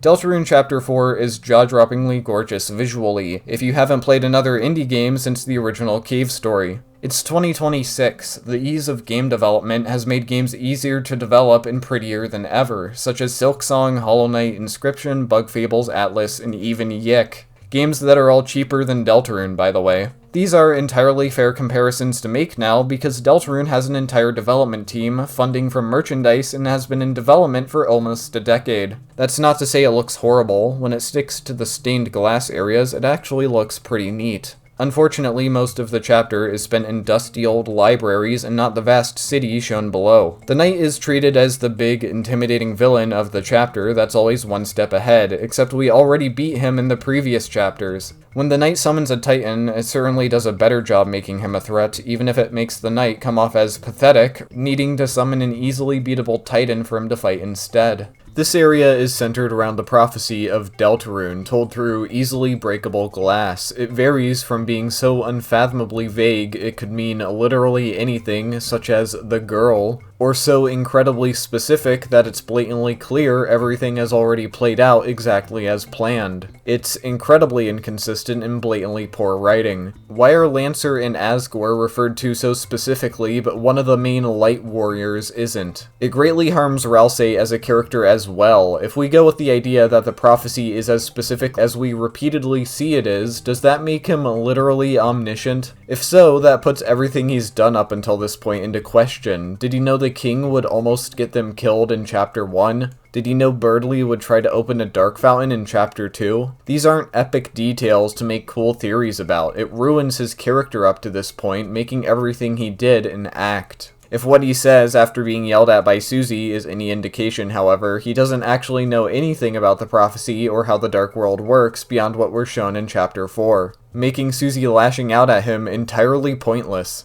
Chapter 4 finally decides to evolve on the layout of the chapter, starting with you at the end before setting you back really far, having a main hub that branches out in different directions before finally getting back to where you started. It's a great twist on the formula, especially with its very, very light Metroidvania elements. A great twist that should have been used 2 chapters ago when it would have been more contextually appropriate. Toby Fox mentions in the newsletter that originally it was meant to be completely non-linear, but it was too hard for them to design around, so it was made linear like the previous worlds instead. One of the most pathetic things I've ever heard in my life. However, there are still some elements of it left over in its level design that make it feel distinct. A massive problem with this, however, is that the areas lack defining set pieces, unique tile sets, or memorable characters. The layout is repetitive and bland, not memorable at all. The same lilac library tile set persists throughout the entire chapter and turns every twist and turn into a forgettable blur. Something that becomes an issue when you aren't just linearly filtered to areas like in the previous chapters, sorry excuse for level design, but actually have to think about where you're going. This is only compounded by some areas just disappearing when you're done with them. This could have been easily remedied with a map handed to you by someone like Gerson. A map similar to what this game's inspiration, Earthbound and Mother 3 had, but I guess 4 years wasn't enough development time to add an item that displays an image like the punch card did in Undertale. The puzzles, however, accentuate one of Deltarune's biggest problems that has been growing since Chapter 2. Deltarune refuses to have real puzzles or challenges in its level design. The moving piano tiles have no downside or punishment for taking decades on. The Rising Darkness deals a pitiful amount of damage if you touch it and rubber bands to create the illusion of tension without ever actually threatening the player. A copy and pasted sprite from the Titan fight chases you and deals a minuscule amount of damage in a dark hallway so that they didn't have to make any new sprites. There isn't a unique song for this either, just a slowed down version of the chase theme that sounds laughably bad. The absolute worst example of this are the puzzles, where you find a few pianos, they tell you what tune to play at another piano, and when you get there, the tune you're supposed to play is just hovering over it. No memorization, you don't have to write anything down, you don't even have to think about what to do. You go to point A, then point B, then point C, then back to point A to press the key combination it tells you to. That's not a puzzle. I guess because everyone laughed at the segment with Birdly talking over the mouse puzzle where there was the illusion of actual stakes, it became the standard for every puzzle moving forward. Gerson is a character I find undeniably charming, with cutely written gags that play around how old he is that actually affect gameplay in battles and aren't just silly meme reactions. I just really like old characters, like Oshus and Wickerbottom. He's the first one of the main characters that doesn't have a face sprite for his dialogue, probably for lore reasons, and he shockingly works perfectly fine without them. It makes me wonder why the game has even bothered to use them up until this point when the game is shown to be confident at letting characters be expressive without them.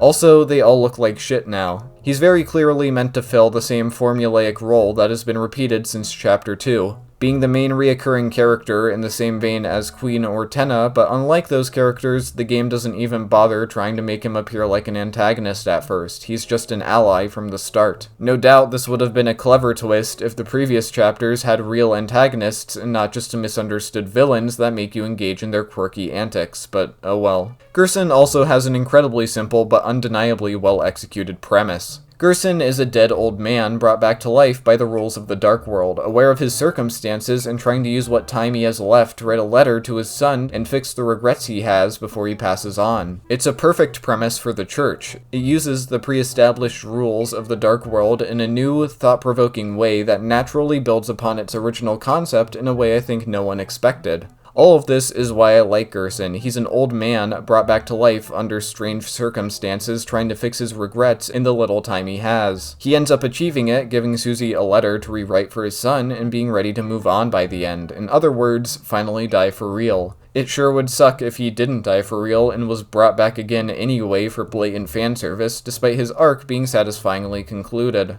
Unfortunately, it's held back by trying to make a parallel between his son and Susie. Gerson says she reminds him of someone he knows, but they're nothing alike. In order to make them more alike, they had to make Susie incredibly self-conscious and have him treat her like a special ed kid, a change that flies in the face of her previous characterization. There's also the entirely glossed over implication that he's a deadbeat father who left his son to go on adventures. This is why I assumed he was Alvin's brother at first, despite the grave scene in Chapter 2, because it would parallel Chris and Azriel's relationship instead of being an odd father-son dynamic. Definitely strange, but not enough to ruin the character. He's infinitely better than Tenna, that's for sure, but unfortunately, for reasons I'll delve into, I still view him with the same resentment. Susie's character arc in Chapter 4 is some of the most abysmally written garbage I've ever seen, and completely obliterates her previous characterization for cheap fandom points where she's just a small bean and wants to keep doing what she loves but is put down but not actually put down by those around her. Every scene she's in with Gerson makes her look like a low IQ retard, and I absolutely loathe it for every reason mentioned at the start of this video. While I'm sure an arc like this could be handled well by a competent writer in a children's show, regressing the morally complex bully totally not a bully character to an insecure small bean doesn't work. There's no reason the confident tom girl who beats people up should suddenly regress to being self-conscious in any world. If it were a consistent trait that she were this self-conscious, she would have entirely given up on acting after messing up in Chapter 1, and she never would have attempted to help anyone again after fumbling it with Birdly. But she used to be above that, she didn't let it bother her. In fact, in Chapter 2, Rouxls even sarcastically says she's a master at it, which is laughed off by her instead of being treated as the end of the world. I refuse to consider a throwaway joke in Chapter 2 where Susie heals poorly as anything genuine in a game that refuses to take anything it does seriously. With its current track record, it would have made more sense if it was removed as an option in battle completely. If 10 minutes were spent establishing a rule in the Dark World just for it to be ignored most of the game, and 2 chapters could be spent building up Mike just for it to be a joke, why would a throwaway gag like this be anything special?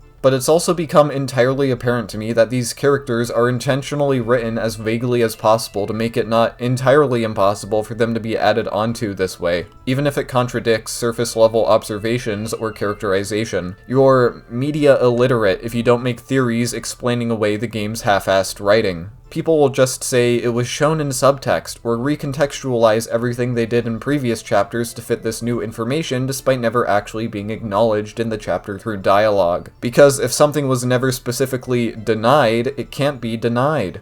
In that way, it's very similar to how the writing devolved in Homestuck, a comic that, much like Deltarune, only had loose ideas planned out from the start and mainly progressed based on fan input. Dave was and is my absolute favorite character in Homestuck. He's the most genuine and authentic character in the comic, something proven by Hussey admitting that it's basically just him talking through Dave when he's writing his dialogue style. He was that cool friend who was always cooler than you. He had a very ironic sense of humor that was far ahead of its time with Sweet Bro and Hella Jeff. He was very ironic, but wasn't entirely poisoned. He just had the sense of humor of the time. At worst, he was incredibly lonely and viewed Rose as a sort of mother figure due to lacking one of his own. It fit the 2009 online friends messaging each other style of early Homestuck perfectly. And yet some people recontextualize him as a closet gay boy masking his insecurity and irony due to the time frame, and he was undeniably abused by his older brother. All because in the very last chapter, he says his brother was actually abusive to him, and ends up dating Karkat in the shitty sequels despite previously spending every moment he could tormenting him. The king is a prime example of this. Everything he did in Chapter 2 was right, there was nothing signifying he was bluffing or going mad from the fountain, yet in Chapter 2, it's all taken back. Rouxls as a character is also harmed by proxy, making him come off as a complete asshole to Susie, brazenly ignoring how blatantly his actions affect her. You'd think the conclusion to that would at least be Susie telling him how he has hurt her, but by the end, it's brushed off, instead focusing on how he hides what he knows, ending with Rouxls becoming the poor, pitiable character of the chapter. It also retcons, but once again doesn't retcon because it was never directly stated, that his healing spell only affects the outside of people to give Susie's healing spell a narrative purpose it otherwise wouldn't have. That's fucking stupid. It's very clear that starting with Chapter 2, because each character basically finished their main character arcs at the end of Chapter 1, they've had to be padded out with a bunch of fluff character arcs that go in circles until we finally get to Chapter 7 and the ending Toby wants to make so badly. Chapter 2 had a moment where Rouxls was questioning his identity and what it meant to be Rouxls, and it never gets brought up again ever. Chapter 3 gave Rouxls an incredibly severe inferiority complex that gets solved at the end of the chapter and never brought up again. Chapter 4 has Susie facing her problems with being shit at healing until Gerson tells her that she should keep trying if she wants to, and then it doesn't matter for the rest of the chapter. Also, Rouxls states that he forces himself to smile for the sake of others, which does actually line up with how his face sprites are used in previous chapters, except Chapter 1, the chapter where he was actually a good character. None of this forwards the game's actual narrative or leads to massive conflict to the extent of Chapter 1. They're filler designed to make the parasocial fandom of this game soyjack at the screen because OMG, that's so relatable. And it worked.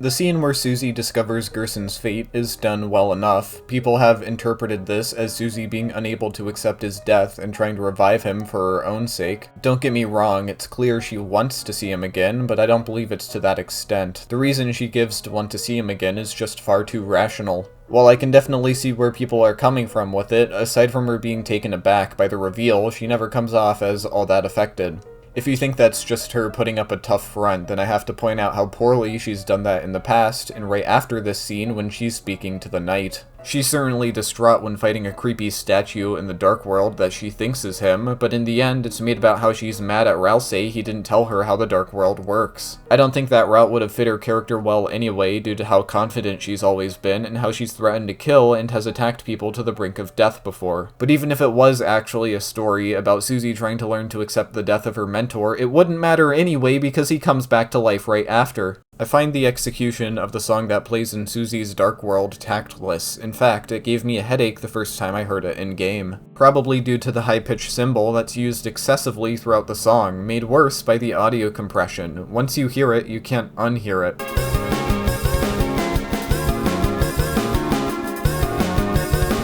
Generally, every church theme has an instrument that's higher pitched than it really should be to an uncomfortable degree. If it weren't for that, I'd probably really like the songs, but I just can't get into them.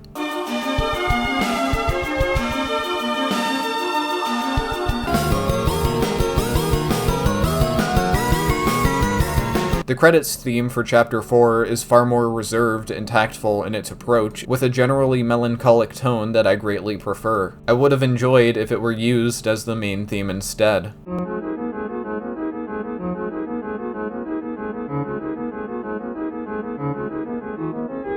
But I commend that the changing time signature isn't done randomly, but actually fits and enhances the setting, paralleling how inconsistent and strangely Susie's dark world is put together. That's not a jab at the game's design, it's literally what the world is meant to be. It's a thought-provoking and surprising twist on a setting you've been exploring the entire chapter, and unfortunately ends prematurely, and for reasons I'll get into, isn't used to its full potential. It uses the shift from the chapter's previously less linear structure to a typical linear one to great effect, showcasing the sudden shift in world design not only through music and visuals, but also through gameplay and structure. Susie's dark world, however, doesn't result in anything substantial character or plot-wise. It's entirely used for visual gags that subvert your expectations. There's a lot you can do with the concept of dark worlds twisted by their characters' perception, and while it doesn't contribute anything to the overarching narrative, a perfect game like Psychonauts shows how effectively a setting like that can be used in isolation. In Deltarune's case, it's entirely used for absurd humor that wouldn't have been out of place in Chapter 2 or 3's Dark Worlds. In fact, many similar mechanics already were in those Dark Worlds.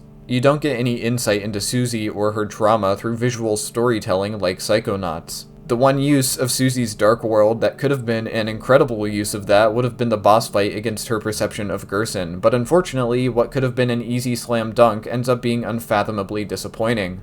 After this, I expected Rouxls to be furious, because in Chapter 2, he broke face and started shouting at Bertley for even thinking of opening a dark fountain. Something we learn in Chapter 4 would have spawned a Titan. Here, Susie makes a dark fountain when there was another nearby in the light world, all because she doesn't know the code to a door. This should have been a moment where Rouxls was developed, where we'd see a darker, angrier side to him that he was shown to suppress in Chapter 2. But instead it's Susie who shouts at Rouxls for not telling her this would happen. It's absolutely absurd and ignores his established anger in Chapter 2, making Susie and her stupidity the focal point instead. Susie gets mad that Rouxls is hiding stuff from everyone, and brings him to tears, with him vowing to tell them everything he can. That being, I don't know. So nothing is gotten out of the scene, but the presentation is fancy with there being thunder for some reason in the dark world and Susie's theme playing for the first time since Chapter 1, so I guess it's supposed to be a big moment.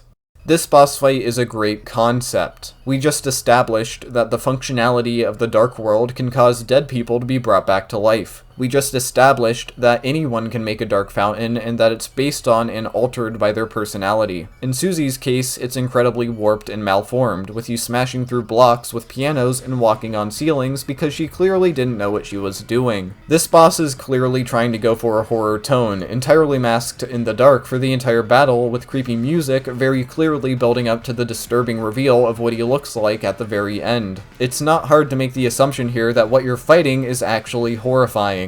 I don't think it's insane to expect the horror-themed boss that's in the warped and malformed version of the Dark World to be against a warped and malformed version of Gerson brought back to life when he was already ready to move on, twisted by Susie's interpretation of him. Basically, some kind of amalgam playing off of what Susie thinks of him in a dark and twisted way. It would have been a dark twist on the rules we just established. It would showcase a darker, more disturbing side to the functionality of the Dark World to give the Lightners more motivation to end it, and give more fuel to Susie lashing out at Rouxls for not telling them how the Dark World fully works. I think Toby is actually pretty good at horror for the most part, so I was excited to see how it would turn out. But instead, it ends up being one of the statues from the lobby. It's an incredibly disappointing reveal that doesn't use the setting at all. It's not disturbing in the slightest. It's a massive letdown. This could have been a thing in the previous Dark World. It doesn't affect any of the characters as it's not a person they know, it's just an object. And worst of all, it just isn't scary. It feels like this moment was originally meant to be more, but it was toned back at some point to make it less uncomfortable for Deltarune's player base.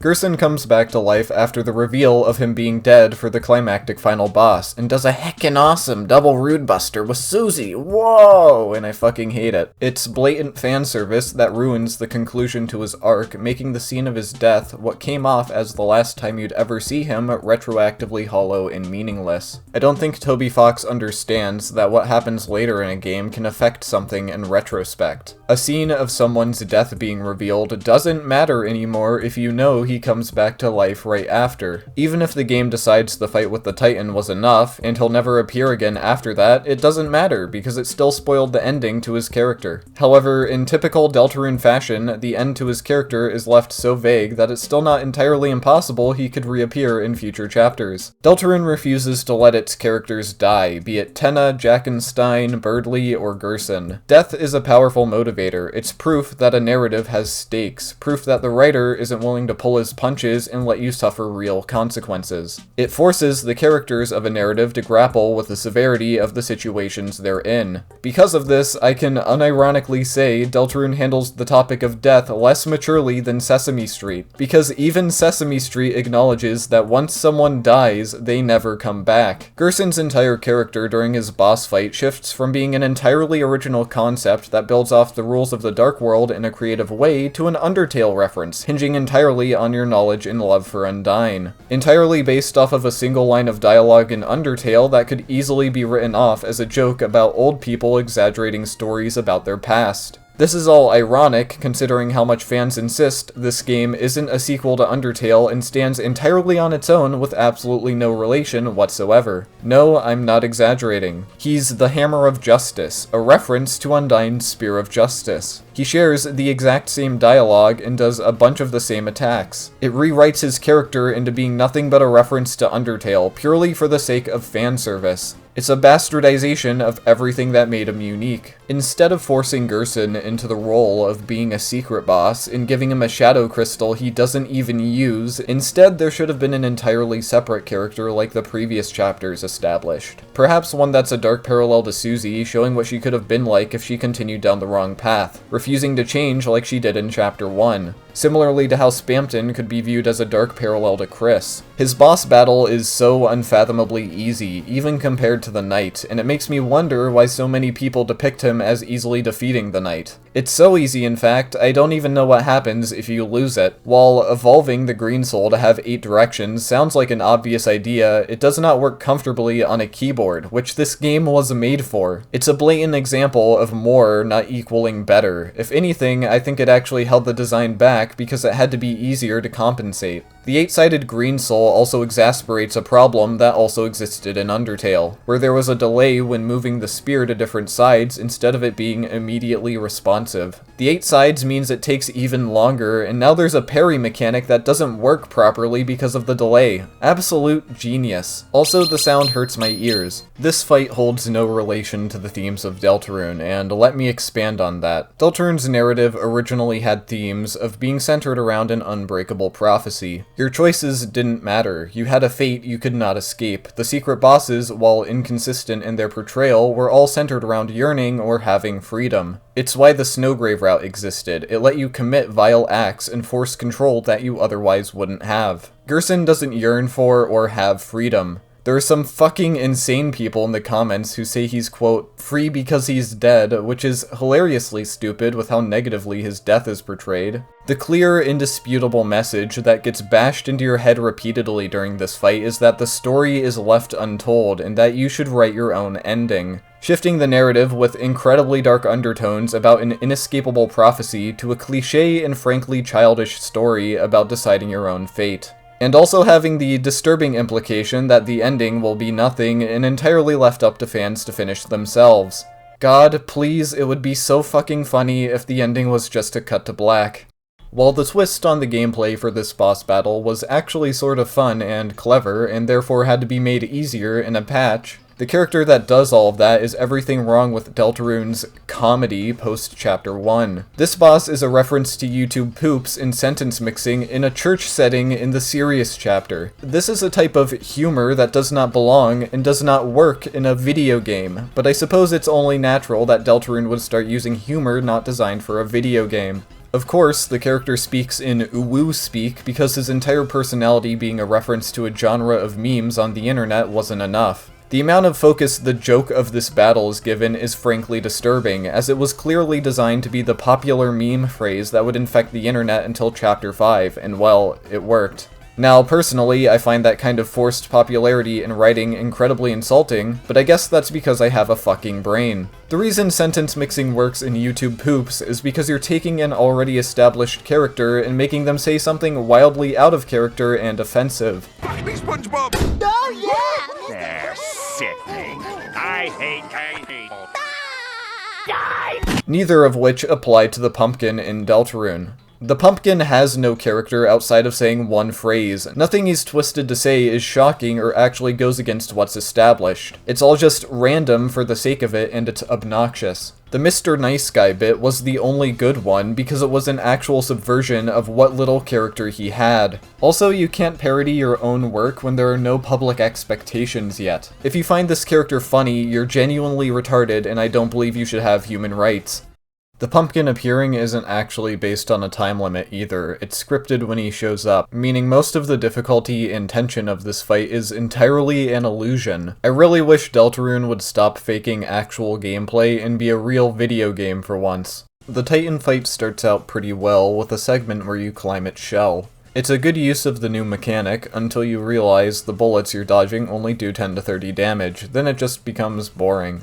Still, it's a neat spectacle, and it's a good showcase of the main trio's cooperation. The actual fights themselves, against both the Titan spawn and the Titan, are shockingly dull and easy. The Soul Glow, while an interesting concept on paper, ends up making bullet patterns easy and repetitive. Each bullet pattern has to revolve around summoning a bunch of creatures to fly around your soul and feed it free TP. Occasionally there are some bullets you can't destroy, which at least makes you move around a little bit, but they're not as common as they should be. As soon as a creature that can damage you enters the light, it slows down drastically and shrinks rapidly, making them absurdly easy to avoid. Because of that, it might be the easiest boss in the entire game now, especially with, ironically, how much more TP you get from destroying them. It ends up making TP gain functionally the same, but now with an even bigger radius and even less risk, and even more reward. Even if the execution was fumbled, the idea of stricter TP management is interesting and would immediately incentivize more strategy and resource management.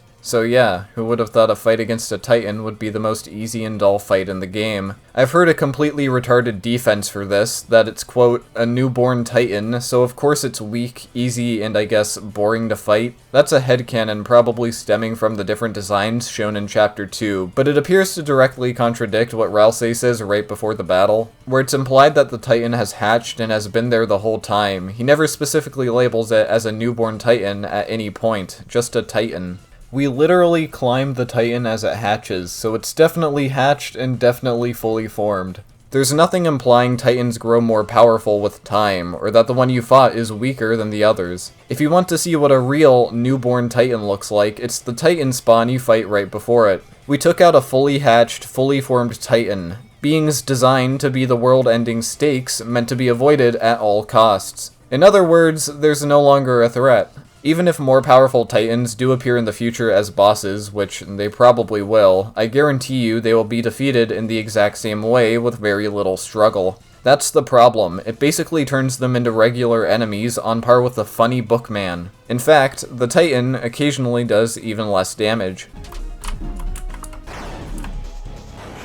During the Titan fight, Rouxls shouts to attack it while its mask is down, and if this were against any other boss, even the Knight, then this would be an incredible moment of character growth for him. Going from thinking everything can be solved peacefully in Chapter 1 to understanding that sometimes violence is the only option. Except the Titan isn't a character, it isn't a sentient being like Lightners and Darkners, it's a being summoned solely to do harm, acting out of instinct. It isn't growth for Rouxls to want to fight something that's arguably not even a living being. The scene with Susie smashing the final part of the prophecy is fine on its own. However, this scene and its reception cemented for me that Deltarune fans could not give less of a fuck about the game. As much as they revere Deltarune's writing and characters as the work of a literal fucking god, and analyze every single pixel and letter as if intentionally crafted by a mastermind, The moment an objective contradiction happens, nothing is said about it. In fact, they aren't even aware of it, because they could not give less of a fuck about the actual game. They do not know monsters don't bleed in Undertale, and they do not remember the NPC in Chapter 1 directly spelling out that monsters don't have blood and only humans do. Monsters not bleeding is the only consistently stated fact in these games, and Deltarune couldn't even keep that consistent. So no, it's not because the scene was too edgy. I never said that at any point in my original video. It's because it's a blatant plot hole done for the sake of added shock factor. Even if an explanation is given for why Susie bleeds, it won't fix my first impression of how funny this whole scene was when I first saw it, because I was watching a monster bleed after explicitly, repeatedly being told that they don't. Finally, when you exit the Dark World, the rain has stopped and you're left to bask in silence. This was where it was raining somewhere else, and unsurprisingly, there's a song for that. Except there's a problem. This is the exact same song that was in Undertale, just randomly interspersing parts of it in between the sound of raindrops.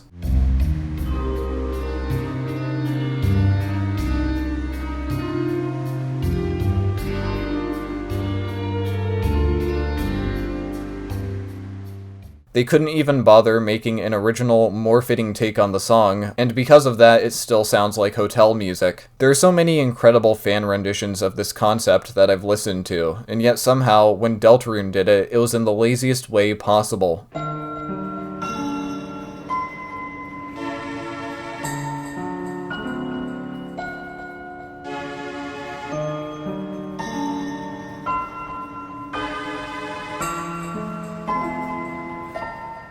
Boy oh boy, all of this effort sure does deserve $25.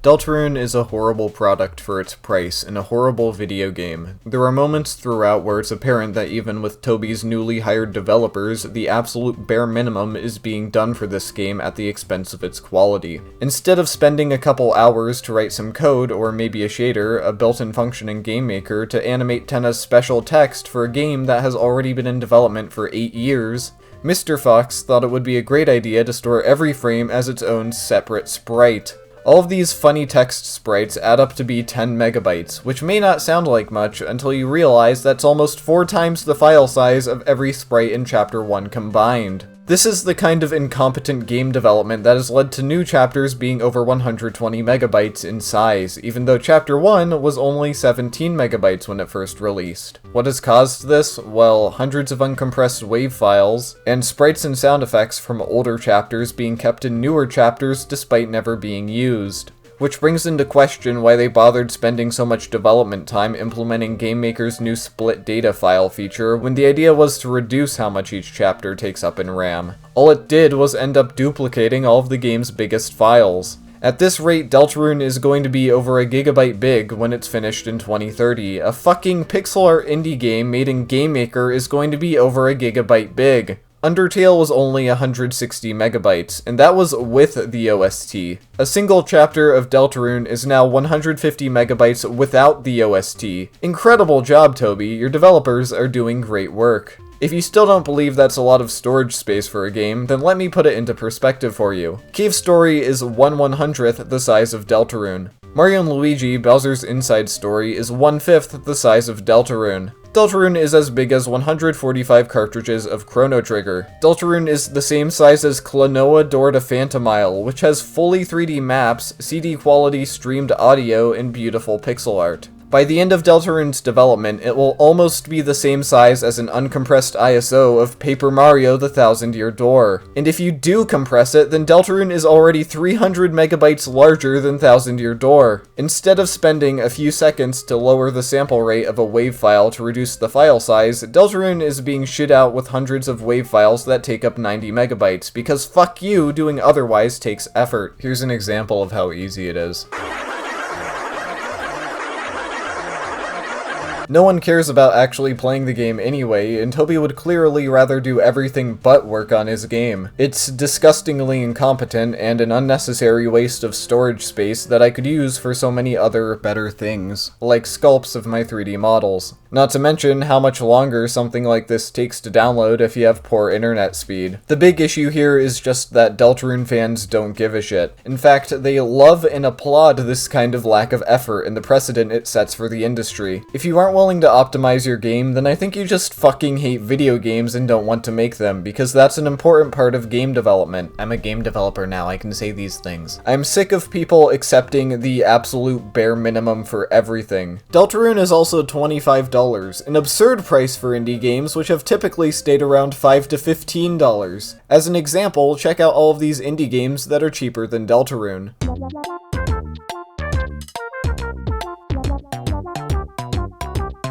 This is also more expensive than most AA games were in the past, which I'll also show with funny music.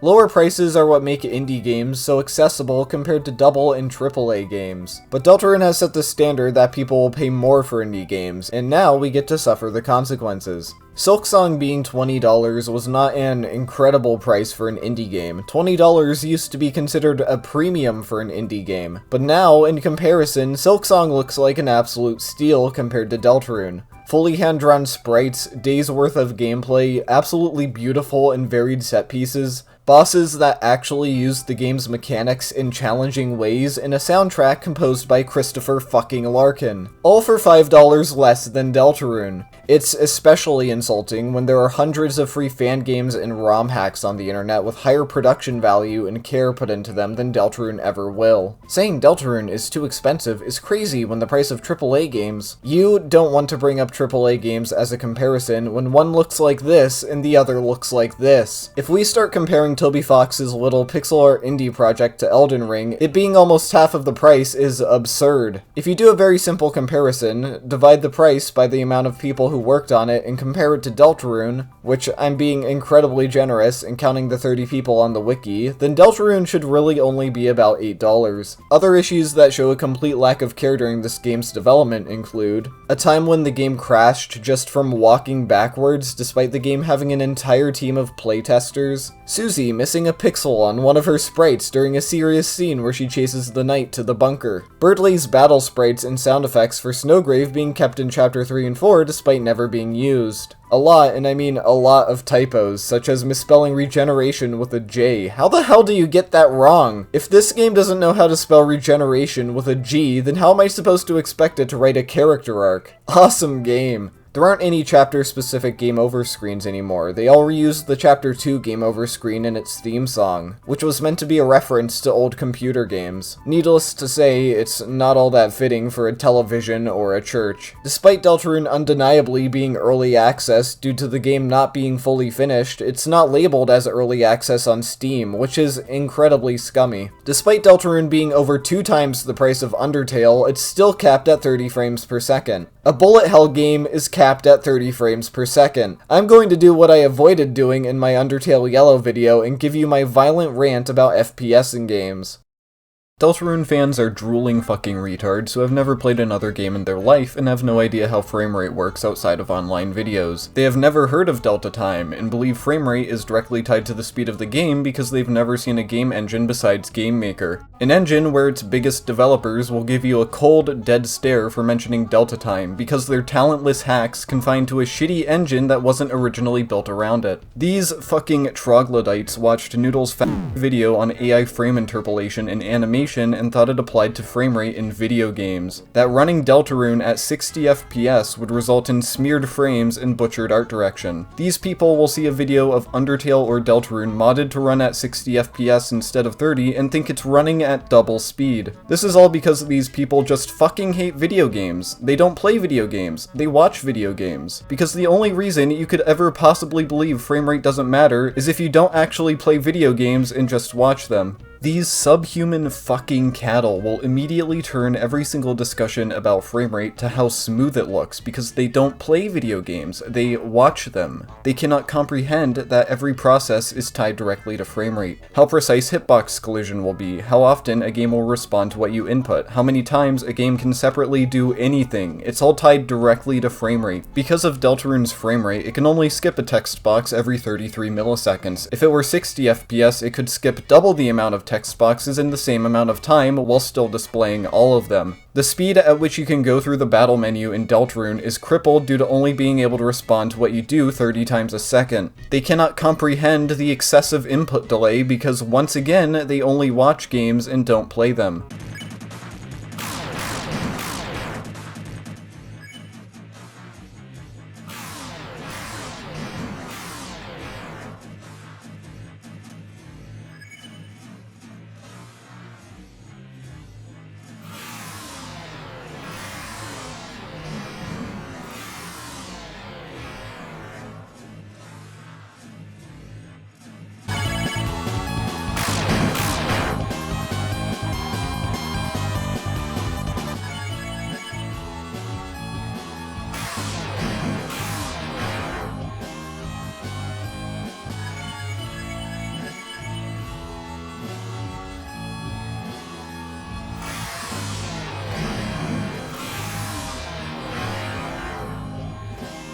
Maybe I don't want 33 milliseconds of extra input delay in a game with frame-perfect timing and bullet patterns that require precise movement to dodge. Maybe I want the game to not ignore half of my inputs because the game doesn't run at a high enough frame rate to notice them all. Maybe I don't want the game to constantly use motion blur that covers the screen as a crutch because otherwise the stuttering movement of bullets would be apparent. Maybe I want this game to run as well and feel as responsive to play as Touhou did in 1997, but they cannot comprehend all of that because they don't play video games. They're just such massive fucking intellectuals that they don't see a difference. Higher frame rates result in an objectively, quantifiably better experience, and if you don't like it, then put in the few seconds it takes to cap the frame rate on your monitor to 30.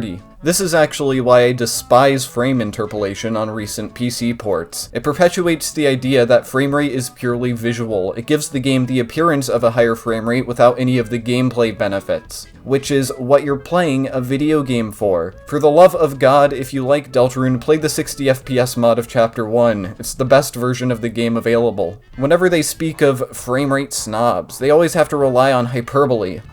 Privileged PC gamers with their 24K 1 billion FPS monitors, because the moment they actually say 60 or 120 FPS, it sounds reasonable. They just fucking hate you. They hate video games, and they hate the thought of anyone wanting the option for an experience that's objectively better to play.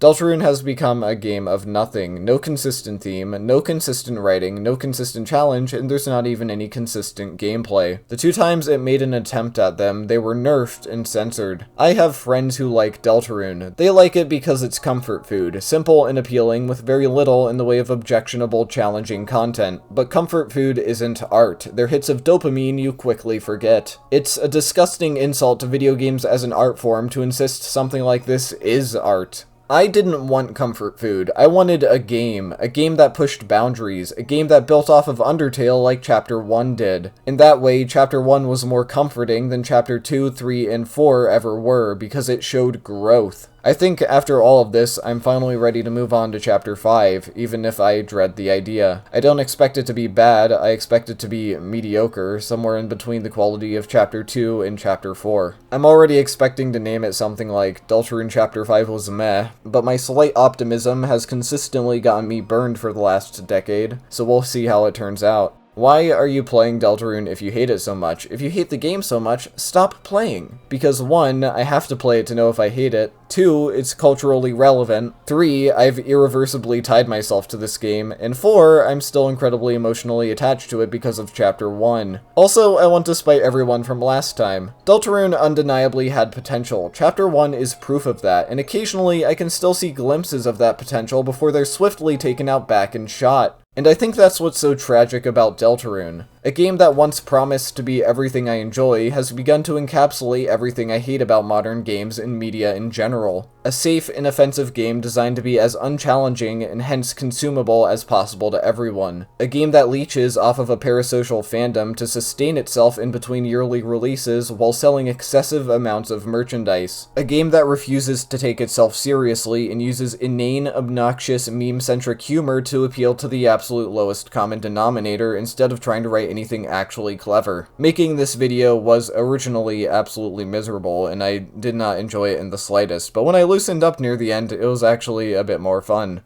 Still, I need to tone these videos back from now on. I never want to do this again.